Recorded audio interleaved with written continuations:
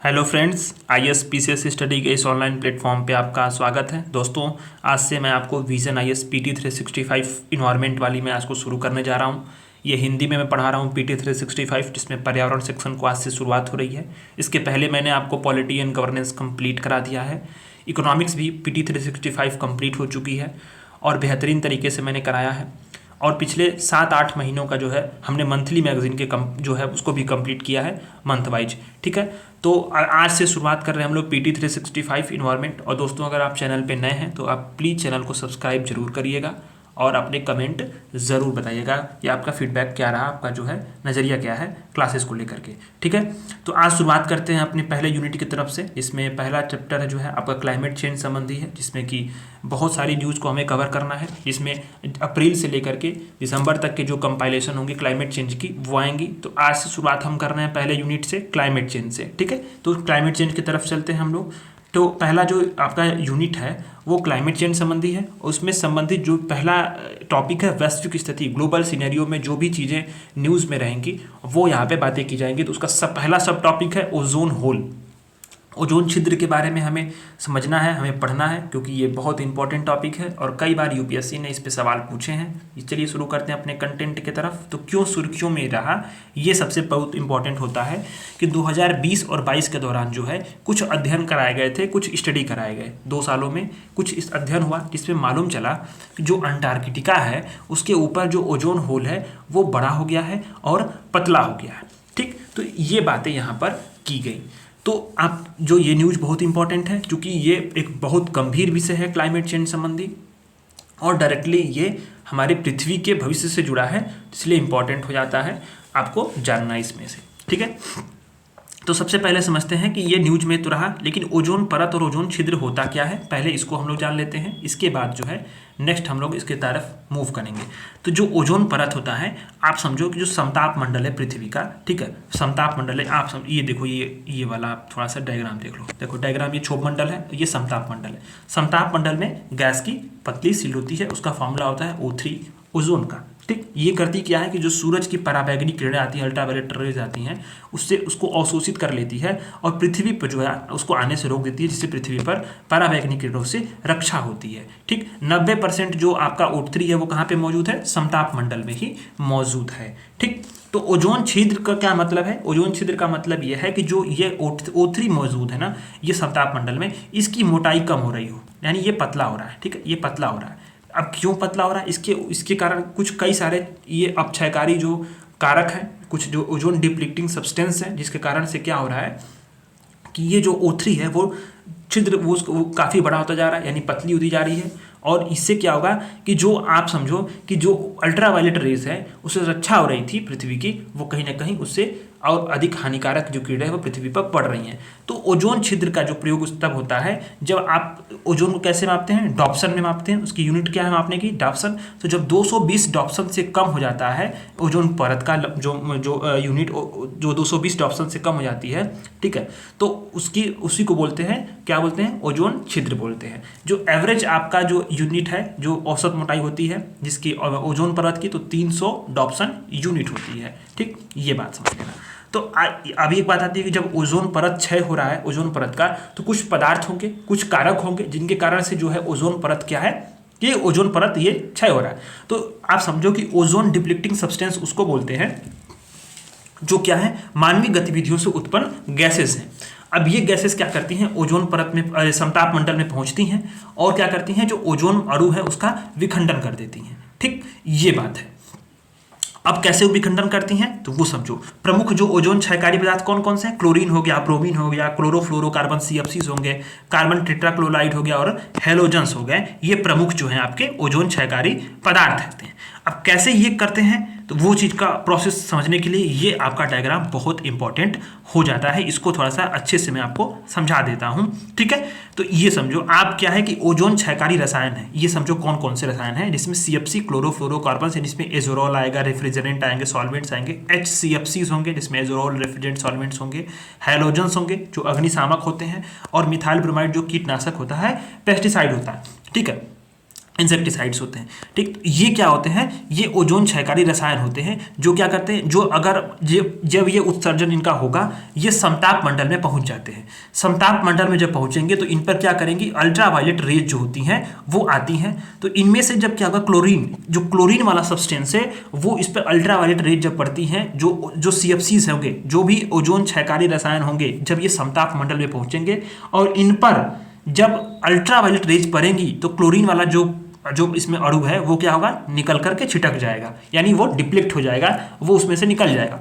अब वो जब निकलेगा क्लोरीन तो क्या करता है कि जो ओजोन होता है, ओजोन का अणु O3 होता है ना, इससे ये रिएक्शन करता है, ओजोन O3 से रिएक्शन कर लेता है। अब इससे रिएक्शन करेगा तो क्या होता है कि जो ओजोन के अणु होते हैं वो एक दूसरे से विखंडित हो जाते हैं, टूट जाते हैं। किस में टूटेंगे, तो आप समझो क्लोरीन मोनोऑक्साइड में, ठीक, और ऑक्सीजन का O2, ये दो अणु में टूट जाते हैं। यानी क्या हुआ, जो ओजोन परत थी वो क्या हो रही है, टूटती है। CFCs जैसे पहुंचेंगे वो क्या करेंगे, अल्ट्रावायलेट जो रेज होती हैं उसमें से क्लोरीन वाला उस रिएक्ट करता है उससे अल्ट्रावायलेट रेज की वजह से, और इसमें यहाँ पे क्लोरीन जो परमाणु क्लोरीन जो अणु है वो निकलता है और O3 से रिएक्ट करके यहाँ पे क्लोरीन मोनोऑक्साइड और O2 का निर्माण कर देता है। यानी कि क्या होता क्या है कि ओजोन परत, यहाँ पे ओजोन जो अणु है वो टूट जाती है। तो ये पूरा प्रोसेस होता है। ठीक, तो ये ओजोन डिप्लीटिंग सब्सटेंसेस इस तरह से जो है आपका ओजोन परत का क्षय करते हैं। ठीक, ये बात है। तो यहाँ आप समझो कि UNEP के अनुसार कुछ 4 दशकों में क्या है, ओजोन परतों की रिकवरी हो सकती है, ऐसी बात यहाँ पे की गई है। अब आते हैं कि कौन कौन से कारक हैं जो ओजोन अंटार्कटिका के ऊपर जो है ओजोन परत का निर्माण में सहायक हो रहे हैं। छिद्र में जो ओजोन परत पे जो होल आया अंटार्कटिका में, कौन कौन से फैक्टर्स हैं। तो पहला फैक्टर आप समझो सौर चक्र।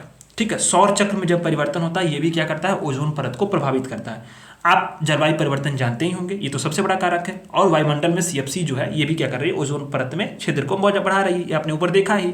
लेकिन एक और फैक्टर है, वो है पोलर वर्टिक्स।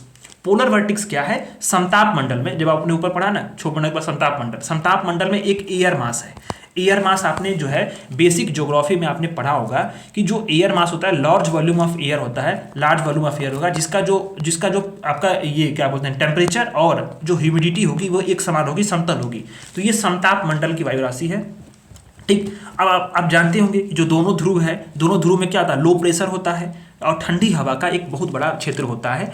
और ये जो वर्टेक्स है ना, पोलर वर्टेक्स, ठंडी हवाओं के पास ही जो है ध्रुवों को ये घुमाते रहता है। ठीक, तो अब होगा क्या, यहाँ पे साउथ जो पोल है ना, इस पे अधिक जो होगा, जो पोलर वर्टिक्स होगा वो साउथ पोल पे अधिक होता है। ठीक, इससे क्या होंगे, इससे जो होंगे कि ध्रुवीय समताप मंडली बादल का निर्माण होगा, इसको ध्रुवीय समताप मंडली बादल का निर्माण होगा। ठीक, अब इन बादलों को क्या बोलते हैं, मदर ऑफ पर्ल भी बोलते हैं और नेक्रियस क्लाउड्स भी बोलते हैं। ठीक, अब इन बादलों का निर्माण अब जानते हैं, जब ठंडी हवा है और क्या है, लो प्रेशर है, तो इन बादलों का निर्माण कब होता है, -78 डिग्री सेल्सियस से जब कम टेम्परेचर रहेगा तो वहां पे होता है। ठीक, अब इतने कम टेम्परेचर पे जब बादल आ जाते हैं तो करेंगे क्या कि जो लॉन्ग वेव की जो भी रेडिएशंस होती हैं उसको वायुमंडल से बाहर जाने से रोक देते हैं।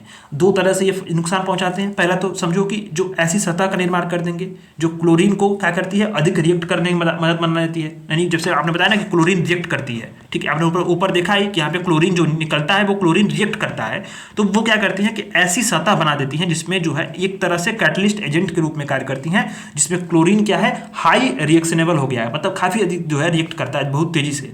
और उन जो नाइट्रोजन यौगिक होती हैं, जो नाइट्रोजन के जो कंपाउंड्स होते हैं उनको हटा देते हैं, जो कि क्या करते हैं, क्लोरीन को विनाशकारी प्रभाव को कम करते हैं।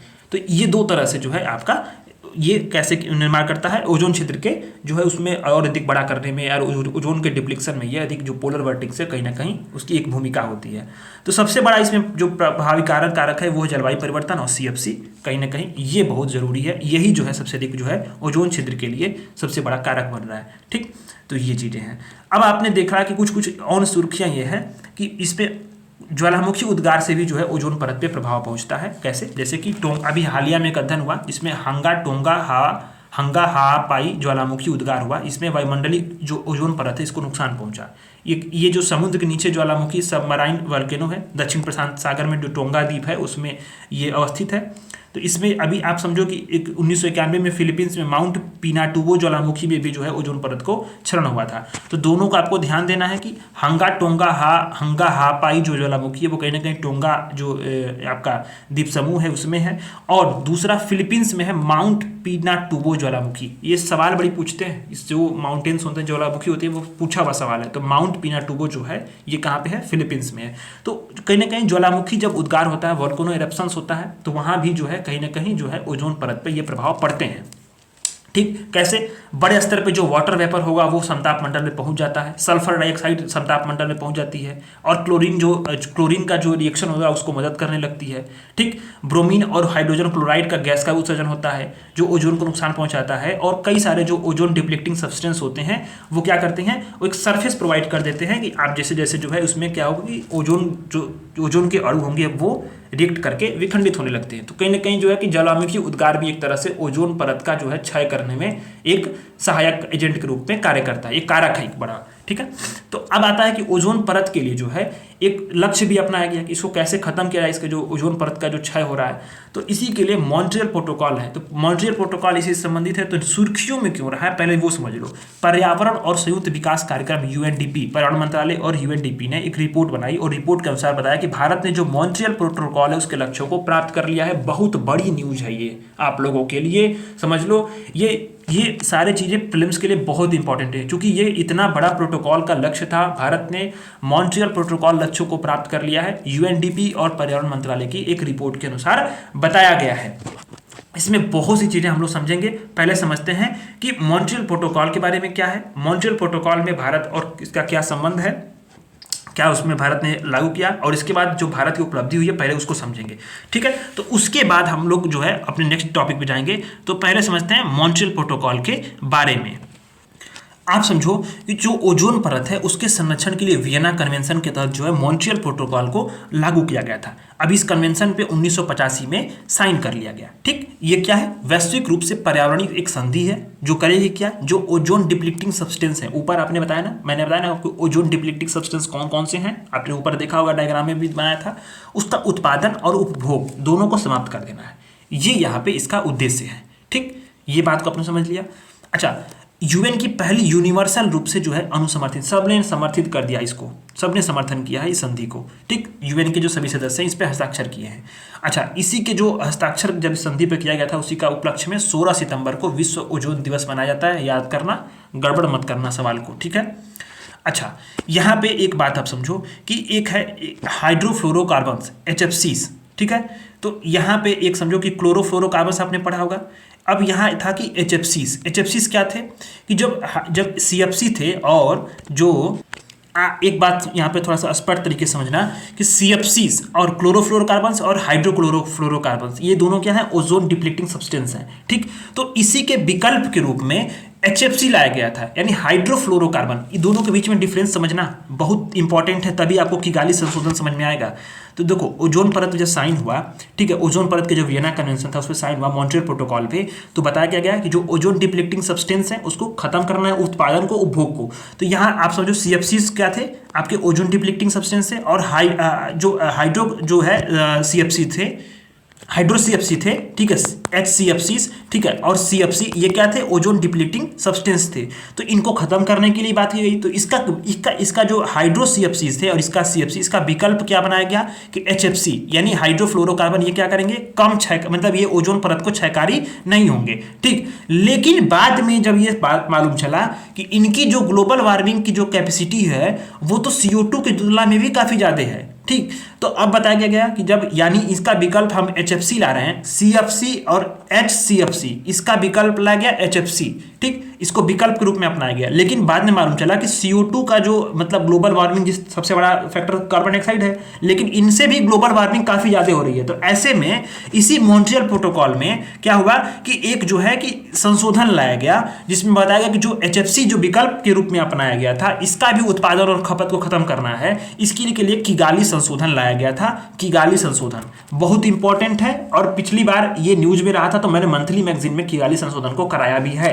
ठीक है, तो किगाली संशोधन क्यों लाया गया था कि जो CFC थे और HFC थे, ठीक है, HCFC थे, इसके विकल्प में HFC लाया गया था, ठीक है। CFC और HCFC के विकल्प में HFC लाया गया था। HFC क्या निकला है, ये भी एक बहुत बड़ा जो है ग्रीन हाउस गैस का फैक्टर निकल गया, कारक निकल गया ये, ठीक है। तो ऐसे में इसको भी खत्म करने के लिए हमें किगाली संशोधन किस में लाया गया, मॉन्ट्रियल प्रोटोकॉल में लाया गया, ठीक। तो ये बात है यहाँ पे। अब जो किगाली समझौता है वो बताता है कि 2047 तक, ये ध्यान देना, 2047 तक ये शब्द को 2047 तक जो HFCs हैं, ठीक है, हाइड्रोफ्लोरोकार्बन, इसकी खपत में 80% की कमी का लक्ष्य प्राप्त करने के लिए जो 4 चरणीय मार्ग है उसको उनके साथ जो है राष्ट्रों को 3 समूह में ये विभाजित कर देता है, ठीक है। ये बात है यहाँ पे। तो भारत ने क्या किया, भारत जो है 1991 में और 92 में वियना कन्वेंशन और मॉन्ट्रियल प्रोटोकॉल का पक्षकार बन गया। अब भारत सरकार में कौन सी एजेंसी जो उसको क्रियान्वयन करती है, तो जो पर्यावरण, वन और जलवायु परिवर्तन मंत्रालय है। अब किगाली संशोधन 2016 में ये मतलब लाया गया और 2019 में लागू किया गया। तो भारत ने भी जो है 2021 में इस किगाली संशोधन की पुष्टि कर दी, ठीक है। और बताया गया कि जो भारत में जो 4 चरणीय मार्ग है ना, इस बताया गया, तो भारत में बताया गया कि भारत में 2032 से 4 चरणों में इसको खत्म किया जाएगा, ठीक है। 4 चरण में कैसे होंगे, 2032 में 10% खत्म किया जाएगा, 2037 में 20%, 2042 में 30% और 2047 में हम लोग 85% की कमी कर देंगे HFC से, ठीक है। तो ये आपको इसमें मॉन्ट्रियल प्रोटोकॉल और किगाली संशोधन दोनों समझ में आ गया होगा। मुझे उम्मीद है कि इसमें कोई दिक्कत नहीं होगी, ठीक है। अब आपको बेसिक कॉन्सेप्ट यहाँ पे क्लियर हो गए होंगे बहुत लोगों को, ठीक। तो अब इस रिपोर्ट को पढ़ेंगे ना तो आपको मजा आएगा। तो UNDP की और पर्यावरण मंत्रालय की जो रिपोर्ट आई है, इसमें बताया गया कि भारत ने मॉन्ट्रियल प्रोटोकॉल का जो लक्ष्य है उसको प्राप्त कर लिया है, ठीक। तो भारत की उपलब्धि क्या है, तो भारत ने बताया कि रिपोर्ट के अनुसार कि भारत ने जो 35% HCFCs थे उसको चरणबद्ध तरीके से खत्म करने का लक्ष्य प्राप्त कर लिया है। ये HFC नहीं, यह ध्यान देना, HCFC, ठीक है। यानी CFC और HCFC का विकल्प क्या था, HCFC था, इसको नहीं, HCFC को 35% जो है चरणबद्ध तरीके से जो सब समाप्त करने का लक्ष्य था वो प्राप्त कर लिया है, ठीक है। आपको पता होना चाहिए कि जो HCFC होता है इसका उपयोग कहाँ होता है, तो जो नए शीतलन जो डिवाइसेस होती हैं, उपकरण होती है, उसमें रेफ्रिजरेंट के रूप में उपयोग होता है, ठीक। और भारत ने HCFC 141B का भी उपयोग खत्म कर दिया है, यानी ठोस जो है पॉलीयूरेथीन फोम के उत्पाद में इसको जो है ब्लोइंग एजेंट के रूप में इसका उपयोग कराया जाता है, ठीक है। तो ये बात है। अब भारत जो है नए उपकरणों के निर्माण में जो HCFC है उसके उपयोग को मॉन्ट्रियल प्रोटोकॉल से जो पहले 2030 का शेड्यूल था उसके पहले 2024 दिसंबर तक पूरी तरह से समाप्त कर देगा, यानी 2024 तक हम लोग कहीं ना कहीं इसको पूरी तरह से HCFC को खत्म कर देंगे। और भारत में की कुछ अनुपलब्धियां ये हैं कि हाइड्रोफ्लोरोकार्बन जो है, जो CFCs है, कार्बन टेट्राक्लोराइड है, हैलोजन्स हैं, इनके लिए भी जो है चरणबद्ध तरीके से इसका उपयोग हटा दिया गया है, ठीक है। अब जो है HCFC phase out management plan जो है इसका 2017 से क्रियान्वयन चालू कर दिया गया है, 2024 तक इसको खत्म कर दिया जाएगा, ठीक है। इंडिया कूलिंग एक्शन प्लान जो है इसका लक्ष्य यह है कि 2037-38 तक कूलिंग की मांग को कम कर देना है, जो कूलेंट वाली बातें होती हैं, ठीक है। रेफ्रिजरेंट ट्रांजिशन पे बल देना है, एनर्जी जो एफिशिएंसी को बढ़ाना है, और जो भी टेक्नोलॉजी बेहतर टेक्नोलॉजी होगी उसके विकल्प को अपनाया जाएगा, ठीक है। रेफ्रिजरेंट ट्रांजिशन पे बल क्या मतलब होता है कि जो पर्यावरण अनुकूल क्या हो, हमें रेफ्रिजरेंट का यूज किया जाए, ठीक है। उन कूलेंट का यूज किया जाए जो पर्यावरण के अनुकूल हो, उसी को बोलते हैं रेफ्रिजरेंट ट्रांजिशंस, ठीक है। ये बातें यहाँ पे हैं। तो आपने जो मॉन्ट्रियल प्रोटोकॉल को समझ लिया होगा, किगाली संशोधन को समझ लिया होगा, जिसमें भारत और मॉन्ट्रियल प्रोटोकॉल के बीच में क्या संबंध है, किगाली संशोधन के बीच में, और जो भारत की क्या उपलब्धियां हुई हैं कि हाइड्रोफ्लोरोकार्बन्स को 35% जो है चरणबद्ध तरीके से खत्म करने का लक्ष्य जो है वो भारत ने प्राप्त कर लिया है। अब आप लोग आते हैं अपने दूसरे वाले जो सब टॉपिक है जिसमें है कि स्टेट ऑफ द क्रायोस्फीयर 2023। ये बहुत इंपॉर्टेंट है। तो जो क्रायोस्फीयर की रिपोर्ट है, स्टेट ऑफ द क्रायोस्फीयर 2023 की रिपोर्ट है, इसको किसने शुरू किया है, कि किसने बताया है, रिपोर्ट प्रकाशित किया है, तो International Cryosphere Climate Initiative ICCI ने state of the cryosphere 2023 2 degree is too high report, इसका शीर्षक इसी के नाम से रिपोर्ट को प्रकाशित किया है। तो पहले समझते हैं कि क्रायोस्फीयर क्या होता है, ठीक है। क्रायोस्फीयर क्या है पहले उसको समझते हैं, इसके बाद चीजों को समझेंगे। तो क्रायोस्फीयर क्या है कि जो पृथ्वी पर जमे हुए जल है, ठीक है, जमे हुए जल, ये ध्यान देना, इस जल का नाम है जो जमा हुआ है, बर्फ हो या हिम हो, सभी क्षेत्र को क्रायोस्फीयर कहेंगे, ठीक है। तो कैसे, अभी ऊपर आप देखो ये क्रायोस्फीयर क्या है, ये है, ठीक है। इसमें देखो आप, ये बर्फ है, ये आइस कैप है, ग्लेशियर्स हैं, नीचे जो है ये रिवर में आइस है, फिर समुद्री बर्फ है, हिमखंड है, आइस शेल्फ है, बर्फ है, सारी चीजें क्या है, ये जो समुद्र में यहाँ पे कुछ बर्फ जमी होगी, तो ये क्या होगी, सभी चीजों को मिलाकर के जो सभी जो जल वो जमे होंगे या बर्फ होंगे, उनको बोला जाएगा क्रायोस्फीयर, ठीक है। तो वैश्विक जलवायु जो है, ग्लोबल जो क्लाइमेट है, इसमें क्रायोस्फीयर की भूमिका क्या है कि जो क्रायोस्फीयर होता है ना, हाई एल्बिडो कारण पृथ्वी के तापमान को नियंत्रित करता है, कंट्रोल करता है। अब जो एल्बिडो क्या है, एल्बिडो प्रकाश का वह भाग जो इसका पृथ्वी जो है उसको, पृथ्वी सतह उसको परावर्तित कर देती है, एल्बिडो, ठीक है, ये बात है। अच्छा, कार्बन भंडारण, परमाफ्रॉस्ट ने मृदा के अंदर काफ़ी मात्रा में कार्बन संचित कर लिया है, ठीक। और विश्व का जो है अभी क्रायोस्फीयर में क्या है, ग्लेशियर्स में और बर्फ की चादरों में विश्व का 80% ताज़ा जल मौजूद है, ये भी बात ध्यान देना। अब यहाँ होगा कि बर्फ के पिघलने से चरम मौसम की घटनाओं में वृद्धि होगी। तो भारत सरकार ने जो है क्रायोस्फीयर की सुरक्षा के लिए कुछ पहलें की हैं, जैसे कि हिमालय पारिस्थितिकी तंत्र को बनाए रखने के लिए राष्ट्रीय मिशन शुरू किया गया, national mission for sustaining the Himalayan ecosystem, इसको शुरू किया भारत सरकार ने क्रायोस्फीयर की सुरक्षा के लिए। और वाडिया इंस्टीट्यूट में centre for the Himalaya glaciology की स्थापना की गई, ठीक है, ये बात यहाँ पे आती है। तो अब समझो कि जो ICCI जो है, यानी कि इंटरनेशनल क्रायोस्फीयर क्लाइमेट इनिशिएटिव है, इसके बारे में थोड़ा समझ लेते हैं, उसको रिपोर्ट क्या कहती है उसको समझ लेते हैं, ये वाला आर्टिकल कंप्लीट हो जाएगा। तो ICCI क्या है, विशेषज्ञों और शोधकर्ताओं का नेटवर्क है जो क्रायोस्फीयर है पृथ्वी का, उसको जो कंजर्व करने के लिए सरकार और जो संगठन उसके साथ काम करती है, और ये क्रायोस्फीयर की जो जलवायु दशा है उस पर नजर रखती है, वैश्विक प्रभाव को भी केंद्रित करती है, इसमें ठीक ध्यान देती है इस पे। तो इस रिपोर्ट में बताया गया है कि यदि तापमान में 2 डिग्री सेल्सियस तक की अगर वृद्धि हो गई तो जो सभी उष्णकटिबंधीय ग्लेशियर हैं, अधिकतर जो मध्य अक्षांशीय वाले ग्लेशियर हैं और ध्रुवीय क्षेत्र हैं, वो क्या हो जाएंगे, लुप्त हो जाएंगे। अगर ग्लोबल एवरेज टेम्परेचर में 2 डिग्री सेल्सियस तक की वृद्धि होती है तो हिमालयी क्षेत्र में जो बर्फ होगा उसका 50% हिस्सा पिघलने लगेगा, ठीक, ये बात है। पिछले दशक में जो है कि पिछले दशक में 10 दशकों में ध्रुवीय क्षेत्र में बर्फ पिघलने से 7 बड़े जो है खराब वर्ष यहाँ पे दर्ज किए गए थे, यानी कि कहीं ना कहीं ये हमारे साथ समस्या उत्पन्न हमारे सामने है कि टेम्परेचर कंट्रोल किया जाए। अब आता है हम लोग ये वाला आर्टिकल तो हम लोगों ने जो है मंथली मैगजीन में कवर किए थे कि ice melt in West Antarctica, ठीक है, आइस मेल्ट इन जो वेस्ट अंटार्कटिका, ये वाला आर्टिकल जो है हम लोगों ने इसमें कवर किया था, ठीक है। तो इसको हम लोग समझते हैं क्यों न्यूज में है, और मंथली मैगजीन में इसको मैंने पढ़ाया हुआ है। वैसे तो ये सुर्खियों में क्यों रहा है, पहले इसको समझते हैं, क्योंकि जो अनेक अध्ययन हुए, कंप्यूटर का सिमुलेशन हुआ, इसके माध्यम से पता चला, ठीक है, कि जो पश्चिम अंटार्कटिका है, ये अंटार्कटिका इसका पश्चिम वाला जो हिस्सा है, इसमें बर्फ का जो है हिम का तेजी से पिघलना लगातार जारी है। यहाँ पे हिम जो है काफ़ी तेजी से पिघल रहा है, ठीक। तो ये बताया गया यहाँ पे कि ये यहाँ पे जो पश्चिमी अंटार्कटिका का जो हिस्सा है, जिसमें कि मुख्यतः जो है एमंडसन जो सागर है, इसमें जो महासागरीय गतिविधियां हैं, इसकी वजह से क्या है कि आइस शेल्फ जो है पिघल रही है, इसका और समुद्री जलस्तर में वृद्धि हो रहा है, ठीक है, ये बात है। और पश्चिमी अंटार्कटिका की अगर आइस शीट पूरी तरह नष्ट हो जाए तो समझ लो कि समुद्र का जो जलस्तर है वो क्या है, 5 मीटर तक बढ़ जाएगा। ये बहुत बड़ा खतरा है ये सबके सामने, विश्व के सामने, ठीक है। तो ये बात यहाँ पे बताई गई है कि जो अनेक अध्ययन बता रहे हैं कि जो पश्चिमी अंटार्कटिका है, इसका जो आइस शेल्फ है, ठीक है, वो कहीं ना कहीं वो पिघल रहा है, ठीक। अब होता क्या है, आइस के पिघलने का कौन सा ये तरीका है, तो समझो कि जब हिम पिघलता है तो जो ग्राउंडिंग लाइन होती है, ग्राउंडिंग लाइन का क्या होती है, जहाँ से ग्लेशियर और आइस शेल्फ का जो है वो जो संपर्क है वो बेस जो एरिया है ना वहाँ से खत्म होता है, और समुद्र में जैसे आप समझो ग्राउंडिंग लाइन ये है कि आप देखो ये क्या है, ये आपका क्या है ये, अरे यार उसको, ये सतह होती है, सतह शब्द ही नहीं आ रहा था मुंह से, सतह जो मान लो भूमि है, और यहाँ से समुद्र का स्टार्ट हो रहा है, ठीक है। तो ये वाला एरिया पे जो है, यहाँ पे समझो कि जो जहाँ से इसका आइस शेल्फ है, ये होता है यहाँ पे कि यहाँ पे जो अगर हिम है, ठीक, और यहाँ से समुद्र स्टार्ट हो रहा है, तो हिम यहाँ अगर पिघल रहा है ना, तो होगा क्या कि ये सतह जो होगा वो पीछे चला जाएगा, ठीक है, क्योंकि बर्फ तो है, तो बर्फ चलेगा तो फिर जो हिस्सा होगा ना ये आगे खिसकता जाएगा, और जो हिम है लगातार वो पिघलना रेगुलर जारी होता जाएगा। जब हिम पिघलेगा तो कहीं ना कहीं क्या होगा कि 5 मीटर तक, या ये अनुमान बताया गया कि 5 मीटर तक जो जलस्तर है वो समुद्र का बढ़ सकता है, ठीक है, यही चीजें होती हैं।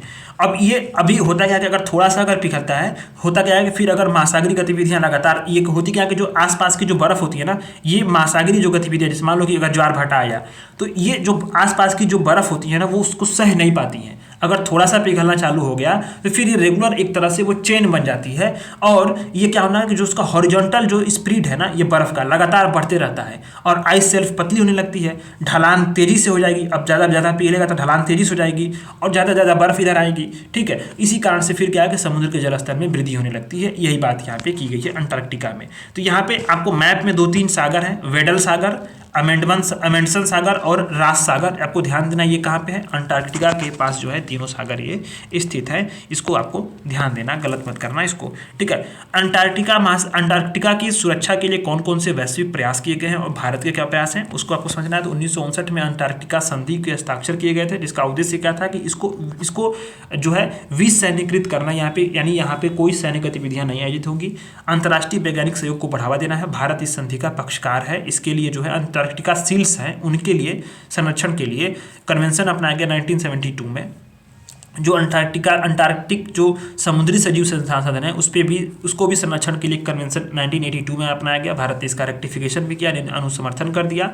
और अभी आप समझो अंटार्कटिक संधि के लिए पर्यावरण संरक्षण पे प्रोटोकॉल यानी मैड्रिड प्रोटोकॉल भी लागू किया गया है। भारत इसका हस्ताक्षर करता देश है। तो यानी आपको यह दो चीजें ध्यान देनी है, अंटार्कटिका संधि 1959 में और अंटार्कटिका संधि के लिए जो है पर्यावरण संरक्षण का प्रोटोकॉल यानी मैड्रिड प्रोटोकॉल कब हुआ, 1991 में। इसमें भारत इसका जो है हस्ताक्षर करता देश है। ये आपको दो चीजें मुख्यतः ध्यान देनी है, कुछ भी याद हो चाहे ना हो, इन दो चीजों को ध्यान देना। भारत का जो अंटार्कटिका कार्यक्रम है कब शुरू हुआ था, तो 1981 में शुरू किया गया था। दक्षिण गंगोत्री, मैत्री और भारती 3 बेस स्टेशन है। सबसे नया वाला कौन है, भारती। अब मैत्री और भारती अभी पूरी तरह से है, दक्षिण गंगोत्री कहीं ना कहीं वो बंद हो चुका है, ठीक है।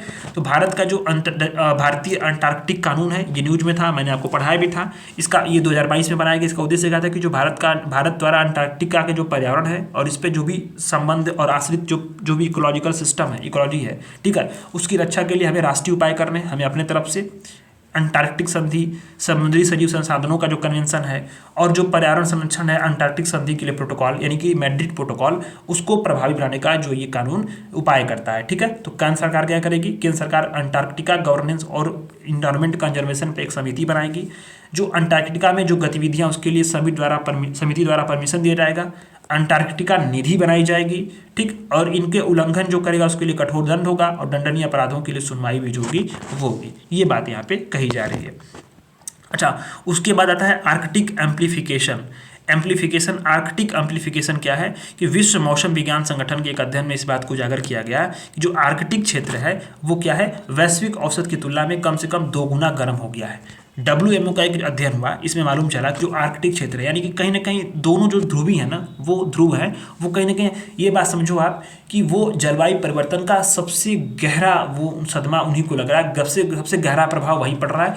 आर्कटिक और अंटार्कटिक दोनों जो है कहीं ना कहीं वो प्रभावित हो रहे हैं। तो WMO का अध्ययन में मालूम चला जो आर्कटिक क्षेत्र है वैश्विक औसत की तुलना में कम से कम 2 गुना गर्म हो गया है, ठीक है। तो आर्कटिक एम्प्लीफिकेशन क्या होता है उसके बारे में थोड़ा समझ लेते हैं कि जो ध्रुव है और जो उष्ण कटिबंधीय है इसके बीच में जो तापमान वृद्धि होता है उसी को बोलते हैं पोलर एम्प्लीफिकेशन या आर्कटिक एम्प्लीफिकेशन, ठीक है।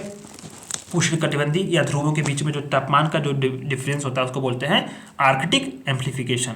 और ये बात जानते हैं कि 1979 से 2021 के दौरान जो आर्कटिक है ना वो दुनिया की जो अनेक जगह उसकी तुलना में 4 गुना तेजी से गर्म हो गया। यानी जो उसका तापमान था और दुनिया का तापमान था उसकी मुकाबले में क्या है कि वहाँ पे जो तापमान वृद्धि हुई है वो कहीं ना कहीं 4 गुना वृद्धि हुई है, ठीक है। ये बहुत बड़ा जो है एक चिंता का बात है। अंटार्कटिका की तुलना में जो आर्कटिक है उसमें पोलर एम्प्लीफिकेशन अधिक होता है। कारण क्या है ना कि वो आर्कटिक है ना वो समुद्री हिमावरण से ढका हुआ महासागर है, जबकि क्या है कि जो अंटार्कटिका वहाँ पे बर्फ और हिम है उसकी मोटी जो है वो परत है, एक तरह से हिम की परत है, और यहाँ पे समुद्री हिमावरण है। तो दोनों के बीच में फर्क है। अभी यहाँ पे क्या है कि जो हिम के जो मोटी परत है ना उसका एक महाद्वीप है। तो आपने देखा कि यहाँ पे इसका ये क्या है कि ये भी हिम पिघल रहा है, इसका पश्चिमी हिस्सा, ठीक। तो ये चीज़ें हैं। और अभी आप जानते हैं कि जो आर्कटिक में हिमावरण क्या है वो पिघल रहा है, यानी आप समझो कि इसका जो सूर्य के प्रकाश के चलते जो स्थल भाग है वो जिसका जो सीधे इसके चलते जो सूर्य का प्रकाश क्या है सीधे स्थल भाग और जलीय भाग तक पहुंचता है। और क्या होता है कि जो अधिक मात्रा में सूर्य का प्रकाश अवशोषित कर रहा है, ऐसे में जो है जो एनर्जी ट्रांसफर है, जो हीट ट्रांसफर है वो कहीं ना कहीं ये काफ़ी ज़्यादा हो रही है। और आप समझो कि जो वायु संचरण की जो प्रणालियाँ हैं वो उष्णकटिबंधीय से ध्रुवों तक जो है हीट का ट्रांसफर कर रही हैं। ये भी एक बहुत बड़ा फैक्टर है जिसकी वजह से आर्कटिक जो है अन्य विश्व के मुकाबले तेजी से गर्म हो रहा है, ठीक। आर्कटिक महासागर के बर्फ का महत्व यह है कि यह ध्रुवीय क्षेत्रों को ठंडा बनाने के लिए और पृथ्वी की जो ऊर्जा संतुलन है ना, जो ऊर्जा संतुलन है, एनर्जी का जो बैलेंस है उसको बनाए रखने में काफ़ी महत्वपूर्ण होता है। जो समुद्री बर्फ की जो होती है, बर्फ भी जो होती है ऊपर की ठंडी हवा सतह की जो नीचे गर्म की जल स्रोत है उसके बीच में एक अवरोध बनाती है, ठीक, और हवा को क्या करती है, ठंडा बनाए रखती है, तो हवा भी गर्म हो जाएगी, ठीक, यही बात है। समुद्री बर्फ से जो होने वाली जो कमी है, समुद्री बर्फ में जो होने वाली कमी होती है वो क्या करती है, जैव विविधता को प्रभावित कर सकती है। जो अनेक जो ध्रुवीय भालू हैं, वॉलरस हैं, जो ये सारे मैमल्स हैं, ये मैमल्स को नुकसान पहुंचा सकती है, ये भी समस्या है। और बहुत सारे जो है बर्फ़ में आने वाली कमी क्या है, वाणिज्यिक और आर्थिक अवसर भी उपलब्ध कराती है। हालांकि ये एक बहुत मतलब ज़्यादा उतना मेरे लिए बेनिफिशियल हम लोगों के साथ नहीं है, क्योंकि अगर मान लीजिए कि बर्फ़ में कमी आएगी तो वाणिज्यिक और पोत परिवहन मार्ग खुल जाएंगे, प्राकृतिक संसाधनों तक पहुँच होगी। लेकिन क्या है, इसका बहुत बड़ा खामियाजा हमें भुगतना पड़ेगा। उसका मुकाबले जो ये कहीं ना कहीं कनेक्टिविटी के माध्यम जो होंगे वो उतने उचित नहीं होते हैं उसके मुकाबले। ठीक है, आर्कटिक क्षेत्र में क्या है, बर्फ कम होने से नए पोत परिवहन मार्ग खुल सकते हैं और आर्कटिक क्षेत्र में प्राकृतिक संसाधनों तक पहुंच बढ़ सकती है, जो कहीं ना कहीं विनाशकारी प्रभाव भी डालेंगे, क्योंकि जहाँ तक मनुष्य पहुँचता है, मनुष्य जहाँ जाता है वहाँ विनाश ही करता है। तो जाहिर बात है कि भगवान करे ना खुले, नहीं तो वो भी खत्म हो जाएगा। ठीक है, तो आर्कटिक प्रवर्धन की जो ग्लोबल वार्मिंग उसकी कार्यप्रणाली क्या है कि महासागर में जो है तीव्र जो है जैविक गतिविधियां हो रही हैं। ठीक, तीव्र जैविक गतिविधियां हो रही हैं। इससे क्या हो रहा है कि जो कम परावर्तन है, अधिक अवशोषण, यानी कि परावर्तन जो है पृथ्वी का जो किरणें आ रही हैं, जो अल्ट्रावायलेट रेज आ रही है, जो गर्म किरणें है, उस पर अवशोषण अधिक हो रहा है वायुमंडल में, क्योंकि अधिक जो है एरोजोल के कण है। ठीक, तो ऊपरी महासागर की सतह वो गर्म हो जाता है, फिर अधिक जो प्रवाह होता है, इससे क्या होगा कि जो अधिक धुंध और बादल बनेंगे, और फिर ऊपरी जो वायुमंडल होगा, ठीक है, उससे क्या होगा, वहाँ विकिरण के माध्यम से जो निचले वायुमंडल गर्म हो जाएगा, क्योंकि वो तो ट्रांसफर होता था हीट का, फिर इससे अधिक जो ऊर्जा प्रवाह होती है और पृथ्वी की सतह पर जो वायुमंडल के तापमान में वृद्धि हो जाएगी, फिर ग्लोबल वार्मिंग होगा, फिर समुद्री जो बर्फ होगा वो पिघलेगा। तो ये चक्र जो है वो कहीं ना कहीं घूमता रहता है। ये बात को आपको समझना है। क्वेश्चंस कहाँ से बनेंगे, तो बस उसमें ये आपको जानना है। इसमें क्वेश्चंस ये भी जानना है कि WMO के अध्ययन WMO को जो अध्ययन में ये उजागर हुआ कि आर्कटिक क्षेत्र में जो है वैश्विक औसत की तुलना में कम से कम 2 गुना गर्म हुआ है। तो ऐसे में आपको जो है आपको आर्कटिक क्षेत्र को समझना है, पोलर एम्प्लीफिकेशन क्या होता है इसको समझना है, बाकी चीज़ों को छोड़ दीजिएगा। मतलब इसमें जानते रहिए क्या क्या चीज़ें हैं। ठीक, और बाकी उसमें तो आप लोग कर ही लेंगे, अगर कुछ ऑप्शंस आएंगे तो एलिमिनेट करके। अब इससे संबंधित कुछ अन्य अवधारणा ये कि ब्लू ओशन इवेंट क्या है कि ऐसी स्थिति का वर्णन करता है जिसमें आर्कटिक महासागर है, उसका बर्फ जो है 1 मिलियन वर्ग किलोमीटर से कम हो जाता है। ठीक, और जो आर्कटिक सतह का जो है रंग जो है सफ़ेद सी नीला दिखाई देने लगता है, तो उसको बोलते हैं ब्लू ओशन इवेंट। ठीक, ये बातें हैं। अब अंतरिक्ष में जो परावर्तित सूर्य प्रकाश की मात्रा भी कम होती जा रही है, इससे पृथ्वी पर गर्मी बढ़ेगी और आर्कटिक के बर्फ को जो है नुकसान पहुंचेगा। ये बातें हैं। तो ये इसमें कुछ कंटेंट्स थे, ये हमने कंप्लीट कर लिया। क्लाइमेट चेंज का जो पहला यूनिट था, इसमें हम लोग आते हैं दूसरा वाला जो है international conference conventions and initiative. आज की क्लास में सबसे बेहतरीन, सबसे मोस्ट इम्पॉर्टेंट अगर कोई टॉपिक है तो COP28 संबंधी जो टॉपिक्स हैं यही हैं। इसमें ये बहुत लंबा जो टॉपिक है, इसमें बहुत सारी चीज़ें समझने लायक हैं, इसमें बहुत सारे जो है इनिशिएटिव लिए गए हैं। तो चलिए शुरू करते हैं। International conference and convention initiative में COP28 सबसे इम्पॉर्टेंट है। और COP28 में इसमें बहुत सी चीज़ें पढ़ने को हैं, तो पहले उसको शुरुआत करते हैं। तो आप समझो कि जो UNFCCC है, ठीक है, United nation framework convention on climate change, UNFCCC है, उसके पक्षकारों का सम्मेलन 28वां हुआ। कौन सा, COP28 हुआ। कहाँ पे, दुबई में। सबसे बड़ा तो यही इम्पॉर्टेंट है, सबको पता भी होगा, बहुत चर्चित रहता है। और कई बार यहाँ पे सारे एग्जाम्स में, लगभग स्टेट एग्जाम्स हो या फिर आपके UPSC हो, स्टेट PCS हो, वनडेज हो, सब में जो है ये सवाल पूछते हैं। आपको जगह याद रखनी है, कहाँ पे हुआ, दुबई में हुआ, UAE में। ठीक, ये हर वर्ष आयोजित किया जाता है सम्मेलन, जिसमें क्या होता है कि जलवायु संकट से निपटने के जो तरीके होते हैं उस पर चर्चा होती है। ठीक, ये बातें हैं। और COP28 का जो इसका उद्देश्य, एक महत्वपूर्ण उद्देश्य यह होता है कि जो पेरिस समझौता था 2015 में, इसके तहत जो है जो नेशनल स्तर पे जो है नेशनली डिटरमाइंड कंट्रीब्यूशन है, राष्ट्रीय स्तर पे जो निर्धारित योगदान होते हैं उसकी समीक्षा करनी होती है। तो राष्ट्रीय स्तर पे जो निर्धारित योगदान क्या होते हैं कि इसमें जो है पेरिस समझौते में इसको अपनाया गया था। हम लोग नीचे भी पढ़ेंगे, राष्ट्रीय स्तर पर जो निर्धारित योगदान है, भारत के क्या योगदान है, उसको जो है प्रेजेंट किया जाता है कि हमने जो है क्या क्या किया, क्या क्या हम उस दिशा में और करने वाले हैं। ये सारी चीज़ों को इसका ये मतलब इस पर प्रस्तुतिकरण होता है, इसका समीक्षा होती है। ठीक, इस सम्मेलन में UAE कंसेंसस को भी अपनाया गया है, ये समझौता है UAE कंसेंसस नामक समझौता। और आपको ध्यान देना है कि जो नेक्स्ट वाला COP29 होगा वो कहाँ पे होगा, अजरबैजान में होगा। तो आपको ध्यान देना है कि दुबई में आयोजित हुआ COP28, COP29 कहाँ पे होगा? अजरबैजान में होगा। और COP30 2025 में कहाँ पे होगा? ब्राज़ील में होगा। तो इन चीज़ों को आपको ध्यान देना है। अब हम लोग आते हैं अपने कंटेंट की तरफ, मेन कंटेंट की तरफ, कि अभी समझते हैं कि COP28 के प्रमुख आउटकम्स क्या निकले। तो आउटकम्स निकलने से पहले थोड़ा सा अभी आपने ऊपर पढ़ा ना कि UNFCCC के पक्षकारों के सम्मेलन होता है, तो पहले UNFCCC देखेंगे, फिर पेरिस समझौता देखेंगे, फिर क्योटो प्रोटोकॉल देखेंगे, कुछ UNFCCC कौन सी रिपोर्ट जारी करती है उसको देखेंगे। तो इसमें आपको बहुत कुछ पढ़ना है, इसलिए मैं आपको बताऊंगा एक तरीका कि आप एक कॉपी कलम लेना, क्लासेस कर लेना एक बार, फिर आप अपने इस PDF को जो है टेलीग्राम पे मैं डाल दे रहा हूँ, इस टेलीग्राम पे PDF को डाउनलोड करना।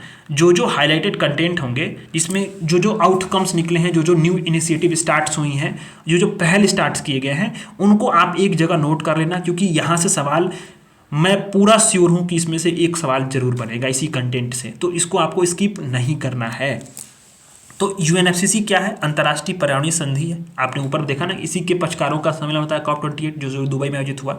तो ये अंतर्राष्ट्रीय पर्यावरण संधि है। इसका उद्देश्य क्या था कि ग्लोबल वार्मिंग को रोकने के लिए जो ग्रीन हाउस गैस उत्सर्जन है उसको कमी करना है। ठीक है, आपको ये ध्यान देना है। अच्छा, इसकी उत्पत्ति कब हुई थी? तो पर्यावरण और विकास पे जो UN सम्मेलन 1992 में हुआ था, इसमें उत्पत्ति हुई थी। इसी को पृथ्वी शिखर सम्मेलन भी बोलते हैं, सब लोग जानते हैं। और इसी में जो है UNFCCC की उत्पत्ति हुई थी। इसका सचिवालय कहाँ पे है? बॉन में। ठीक है, कहाँ पे है? बॉन में। बॉन कहाँ पे है? जर्मनी में। ठीक है, जर्मनी में। भारत सहित 197 देश इसके क्या है? पक्षकार हैं। तो इन्हीं की जो बैठक होती है COP के नाम से। ठीक है, आपको ध्यान देना है। तो इसमें समझौते कुछ थे। तो इनके जो 1992 में जब ये अपनाया गया था, 1992 में, इसके 5 साल बाद जो है ये क्योटो प्रोटोकॉल हुआ। पहले इसको समझो। ये क्योटो प्रोटोकॉल 1997 में अपनाया गया, 2005 में लागू हुआ। ये करता क्या है कि जो औद्योगिकृत देश हैं और संक्रमणशील अर्थव्यवस्था, यानी कि जो भी इंडस्ट्रियलाइज कंट्रीज हैं, और जो भी आप समझो कि जो अर्थव्यवस्थाएं जो अभी ट्रांजिशन फेज में है, यानी कि डेवलपिंग से डेवलप्ड की तरफ बढ़ रही हैं, उनको अपने अपने जो लक्ष्य हैं, सहमत लक्ष्य हैं, उनके अनुसार, यानी जो जितने पे लक्ष्य सहमत हो जाए, ग्रीन हाउस उत्सर्जन को सीमित करना है और कम करने के लिए प्रतिबद्ध करना है। ठीक है, अब ये प्रतिबद्धताएं 2020 में समाप्त हो चुकी हैं, ये बात आपको ध्यान देनी है। क्योटो प्रोटोकॉल के तहत ये कब हुआ था? 1997 हुआ था, जब 1992 में पृथ्वी सम्मेलन के 5 साल के बाद। अब उसके बाद जो है 2015 में पेरिस समझौता अपनाया गया। इसी पेरिस समझौते में जो है यह बताया गया कि जो इसमें नेशनली डिटरमाइंड कंट्रीब्यूशंस होते हैं, NDC, जिसके बारे में जो है इसी COP28 में बैठक होती है, तो क्या करना पड़ता है? उसकी समीक्षा होती है। तो पेरिस समझौता में 2015 में अपनाया गया था। कानूनी रूप से बाध्यकारी समझौता है, यह ध्यान देना आपको। पेरिस समझौता क्या है? कानूनी रूप से बाध्यकारी है, यानी आपको पालन करना ही है, इसको आप स्किप नहीं कर सकते। ठीक है, अब इसका उद्देश्य, इसका लक्ष्य क्या है कि जो वैश्विक का एवरेज टेम्परेचर है, वृद्धि है, उसको क्या करना है? प्री इंडस्ट्रियलाइजेशन, यानी औद्योगिक पूर्व स्तर से 2 डिग्री सेल्सियस के नीचे लाना है, और तापमान वृद्धि को 1.5 डिग्री सेल्सियस तक सीमित करना है। ध्यान देना दोनों चीज़ों के बीच में। एक बात कर रहा है, एक सेकेंड यार, ये क्या हो गया? हाँ, एक बात कर रहा है, जो वैश्विक औसत तापमान वृद्धि है उसको क्या करना है कि प्री इंडस्ट्रियलाइज जो स्तर था उसको 2 डिग्री सेल्सियस से नीचे लाना है। ये एवरेज टेम्परेचर की बात कर रहा है वैश्विक स्तर पे, और तापमान वृद्धि को 1.5 डिग्री सेल्सियस तक सीमित करने के लिए प्रयास करने हैं। ये बात यहाँ पे पेरिस समझौते में की गई थी। ठीक, तो ये चीज़ें हैं। अच्छा, जो कुछ अन्य पहल हैं UNFCCC के द्वारा, तो UNFCCC सचिवालय ने जो है, अभी इसको समझेंगे, अन्य पहलों को छोड़ो, पहले अभी आते हैं कि हम लोग COP28 के जो आउटकम्स हैं उसके समझते हैं। तो आपने देख लिया UNFCCC के जो है क्या था, इसमें COP28 की बैठक हुई। अब इसमें कुछ, अब ये यहाँ पे देखना, इस सम्मेलन में UAE कंसेंसस भी अपनाया गया था, समझौता है ये।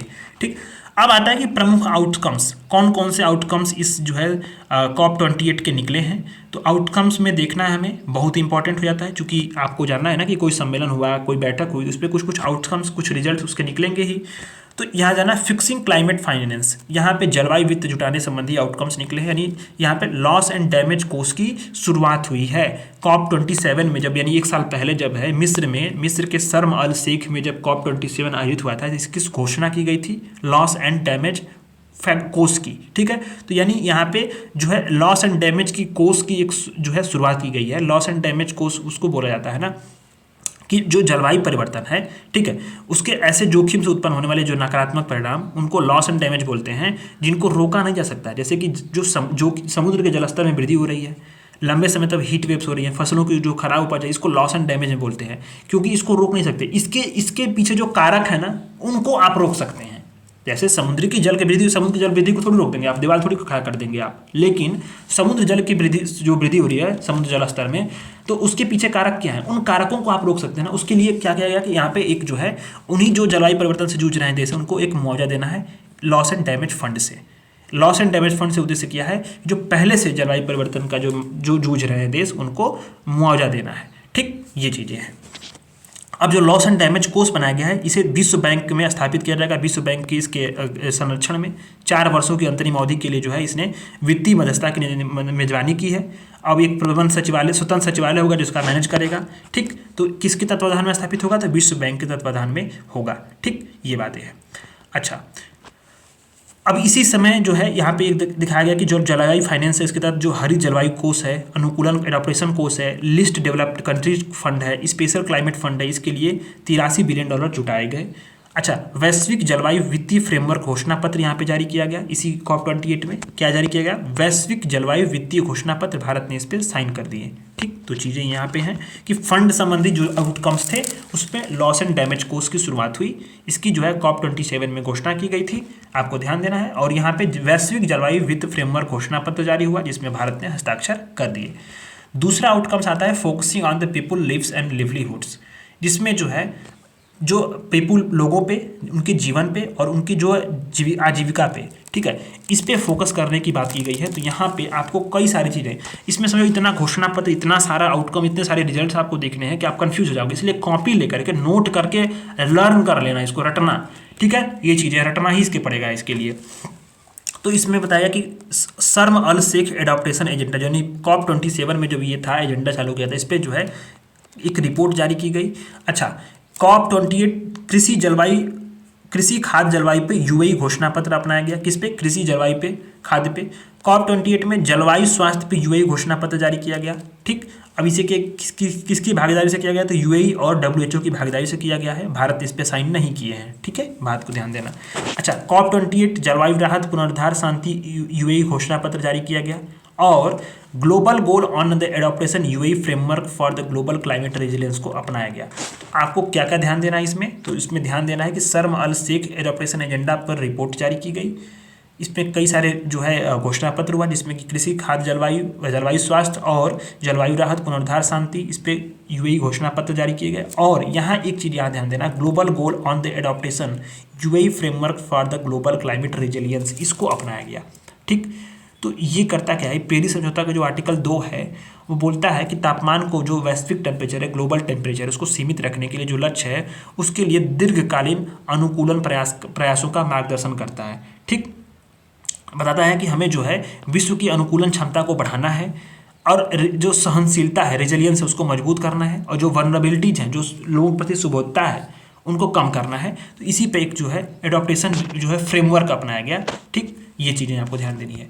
अच्छा, अब यहाँ पे तीसरा आउटकम्स ये है कि underpinning everything with full inclusivity, यानी कि पूरी तरह से समावेशिता पे ध्यान देते हुए हर पक्ष को शामिल करने की आउटकम्स की बात की गई है। इसके लिए जो है COP28 gender responsive just transition and climate action partnership को लॉन्च किया गया। यानी कि जेंडर, यानी कि इसमें महिला पुरुष दोनों को जो है बराबरी तरीके से, जस्ट इसमें responsive just transition and climate action partnership को ये बनाया गया। और यहाँ पे COP प्रेसिडेंसी और जो युवा हितधारक है उसके बीच में जो गैप है उसके लिए खत्म करने के लिए युवा जलवायु चैंपियन की नियुक्ति की जाएगी। तो यहाँ पे ध्यान देना कि पूरी समावेशता, यानी हर लोगों को शामिल करना है इसमें। ठीक है, और हर पक्ष को शामिल करना है और समावेशी रूप से हमें आगे बढ़ के जो है जलवायु के संबंधी जो भी मुद्दे उसको सॉल्व करना है। तो 3 इसके आउटकम्स थे, जिसमें कि फिक्सिंग क्लाइमेट को चेंज को लेकर के, फंड की बात करने को लेकर के, लोगों की जो आजीविका है, लोग हैं उनकी और उनके जीवन पे केंद्रित, और सबसे बड़े सबको शामिल करने की बात यहाँ पे 3 आउटकम्स थे, ये यहाँ पे की गई। इसमें 2 रिपोर्ट्स जो है प्रमुख जो है वो जारी की गई थी। कौन कौन सी रिपोर्ट, तो report on the climate finance, ये रिपोर्ट जारी की गई जलवायु फाइनेंस पे।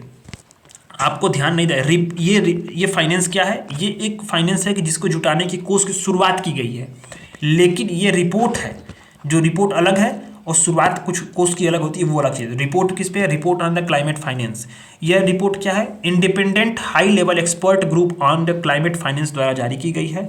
ठीक, तो independent high level expert group on climate finance क्या है, जो UNFCCC है ना, अभी ऊपर आप नीचे आपने पढ़ा, UNFCCC क्या है, अंतर्राष्ट्रीय पर्यावरण संधि है, जिसको पृथ्वी शिखर सम्मेलन में अडॉप्ट किया गया था। तो उसके तहत पेरिस समझौता हुआ था। तो उसी पेरिस समझौते के लिए जो इन्वेस्टमेंट होगा उसको बढ़ावा कैसे दिया जाए, उसके लिए पॉलिसी फ्रेमवर्क तैयार करती है।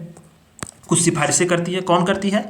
तो independent high level expert group on climate finance. ठीक, इसने जो है इसी ने report on the climate finance को जारी किया है। ये करती क्या, ये इसमें प्रमुख बिंदु देखें इस पे, तो जो ये है कि वैश्विक जलवायु वित्त के लिए जो राशि है, प्रतिबद्ध राशि पिछले एक दशक के दौरान बढ़कर 3 गुना से अधिक हो गई है। ये बात है यहाँ पे, और इस रिपोर्ट में बताया गया है। और जलवायु वित्त का जो प्रवाह है विकसित देशों में और चीन में केंद्रित है।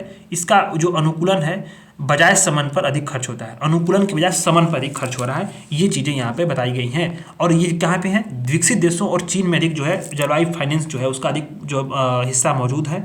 और जो विकासशील देश है, जो ग्लोबल साउथ के देश है, वो कहीं कहीं इससे जो है अछूते रह जा रहे हैं। ये बातें यहाँ पे हैं।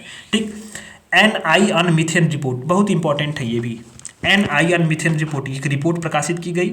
यह रिपोर्ट क्या है? इंटरनेशनल मीथेन एमिशन ऑब्जर्वेटरी, ठीक है, IMEO, इसके द्वारा जो है यह रिपोर्ट जो है प्रकाशित की गई। ठीक है, यह प्रकाशित की गई रिपोर्ट थी। किसके तहत काम करती है? UNEP के तहत काम करती है। और इसका रिपोर्ट क्या, इस रिपोर्ट में बताया गया कि इस रिपोर्ट के जरिए जो पॉलिसी जो होंगे, पॉलिसी जो मेकर होंगे, वो मीथेन उत्सर्जन को ट्रैक करने, उसकी निगरानी करने के लिए कार्रवाई करने की रूपरेखा दी जाती है। यहाँ पे बात करनी है। ठीक है, तो अब ये चीज़ें हमने देख ली। इसको नोट कर लेना, बिना नोट कर किए हुए याद नहीं होगा, और लेकिन आसान है। इसको शॉर्ट में आप कॉपी लेकर के COP28 के आउटकम, COP28 के जो न्यू इनिशिएटिव्स हैं, COP28 के प्रमुख रिपोर्ट्स हैं, UNFCCC क्या है, अभी ऊपर आपने किगाली संशोधन पढ़ा, अभी आपने ऊपर मॉन्ट्रियल प्रोटोकॉल पढ़ा, ये सब चीज़ों को नोट करते जाना। और बेसिक आपको इन्वायरमेंट की चीज़ें यहाँ मिल रही हैं, तो ऐसे में आपका बेसिक प्लस जो आपका ये क्या बोलते हैं जो करंट अफेयर्स है, दोनों तैयार हो रहा है। ध्यान देना इसको। ठीक, तो UNFCCC की कुछ अन्य पहल हैं, जैसे आपने ऊपर देखा ना कि क्योटो प्रोटोकॉल पे समझौता पढ़ लिया था, तो UNFCCC कुछ अन्य पहल भी करता है। ठीक है, यहाँ आपको ध्यान देना है कि UNFCCC सचिवालय ने momentum for the change climate neutral now को लॉन्च किया है। ये एक जो पहल लॉन्च की है, किसने लॉन्च की है? UNFCCC ने लॉन्च किया है।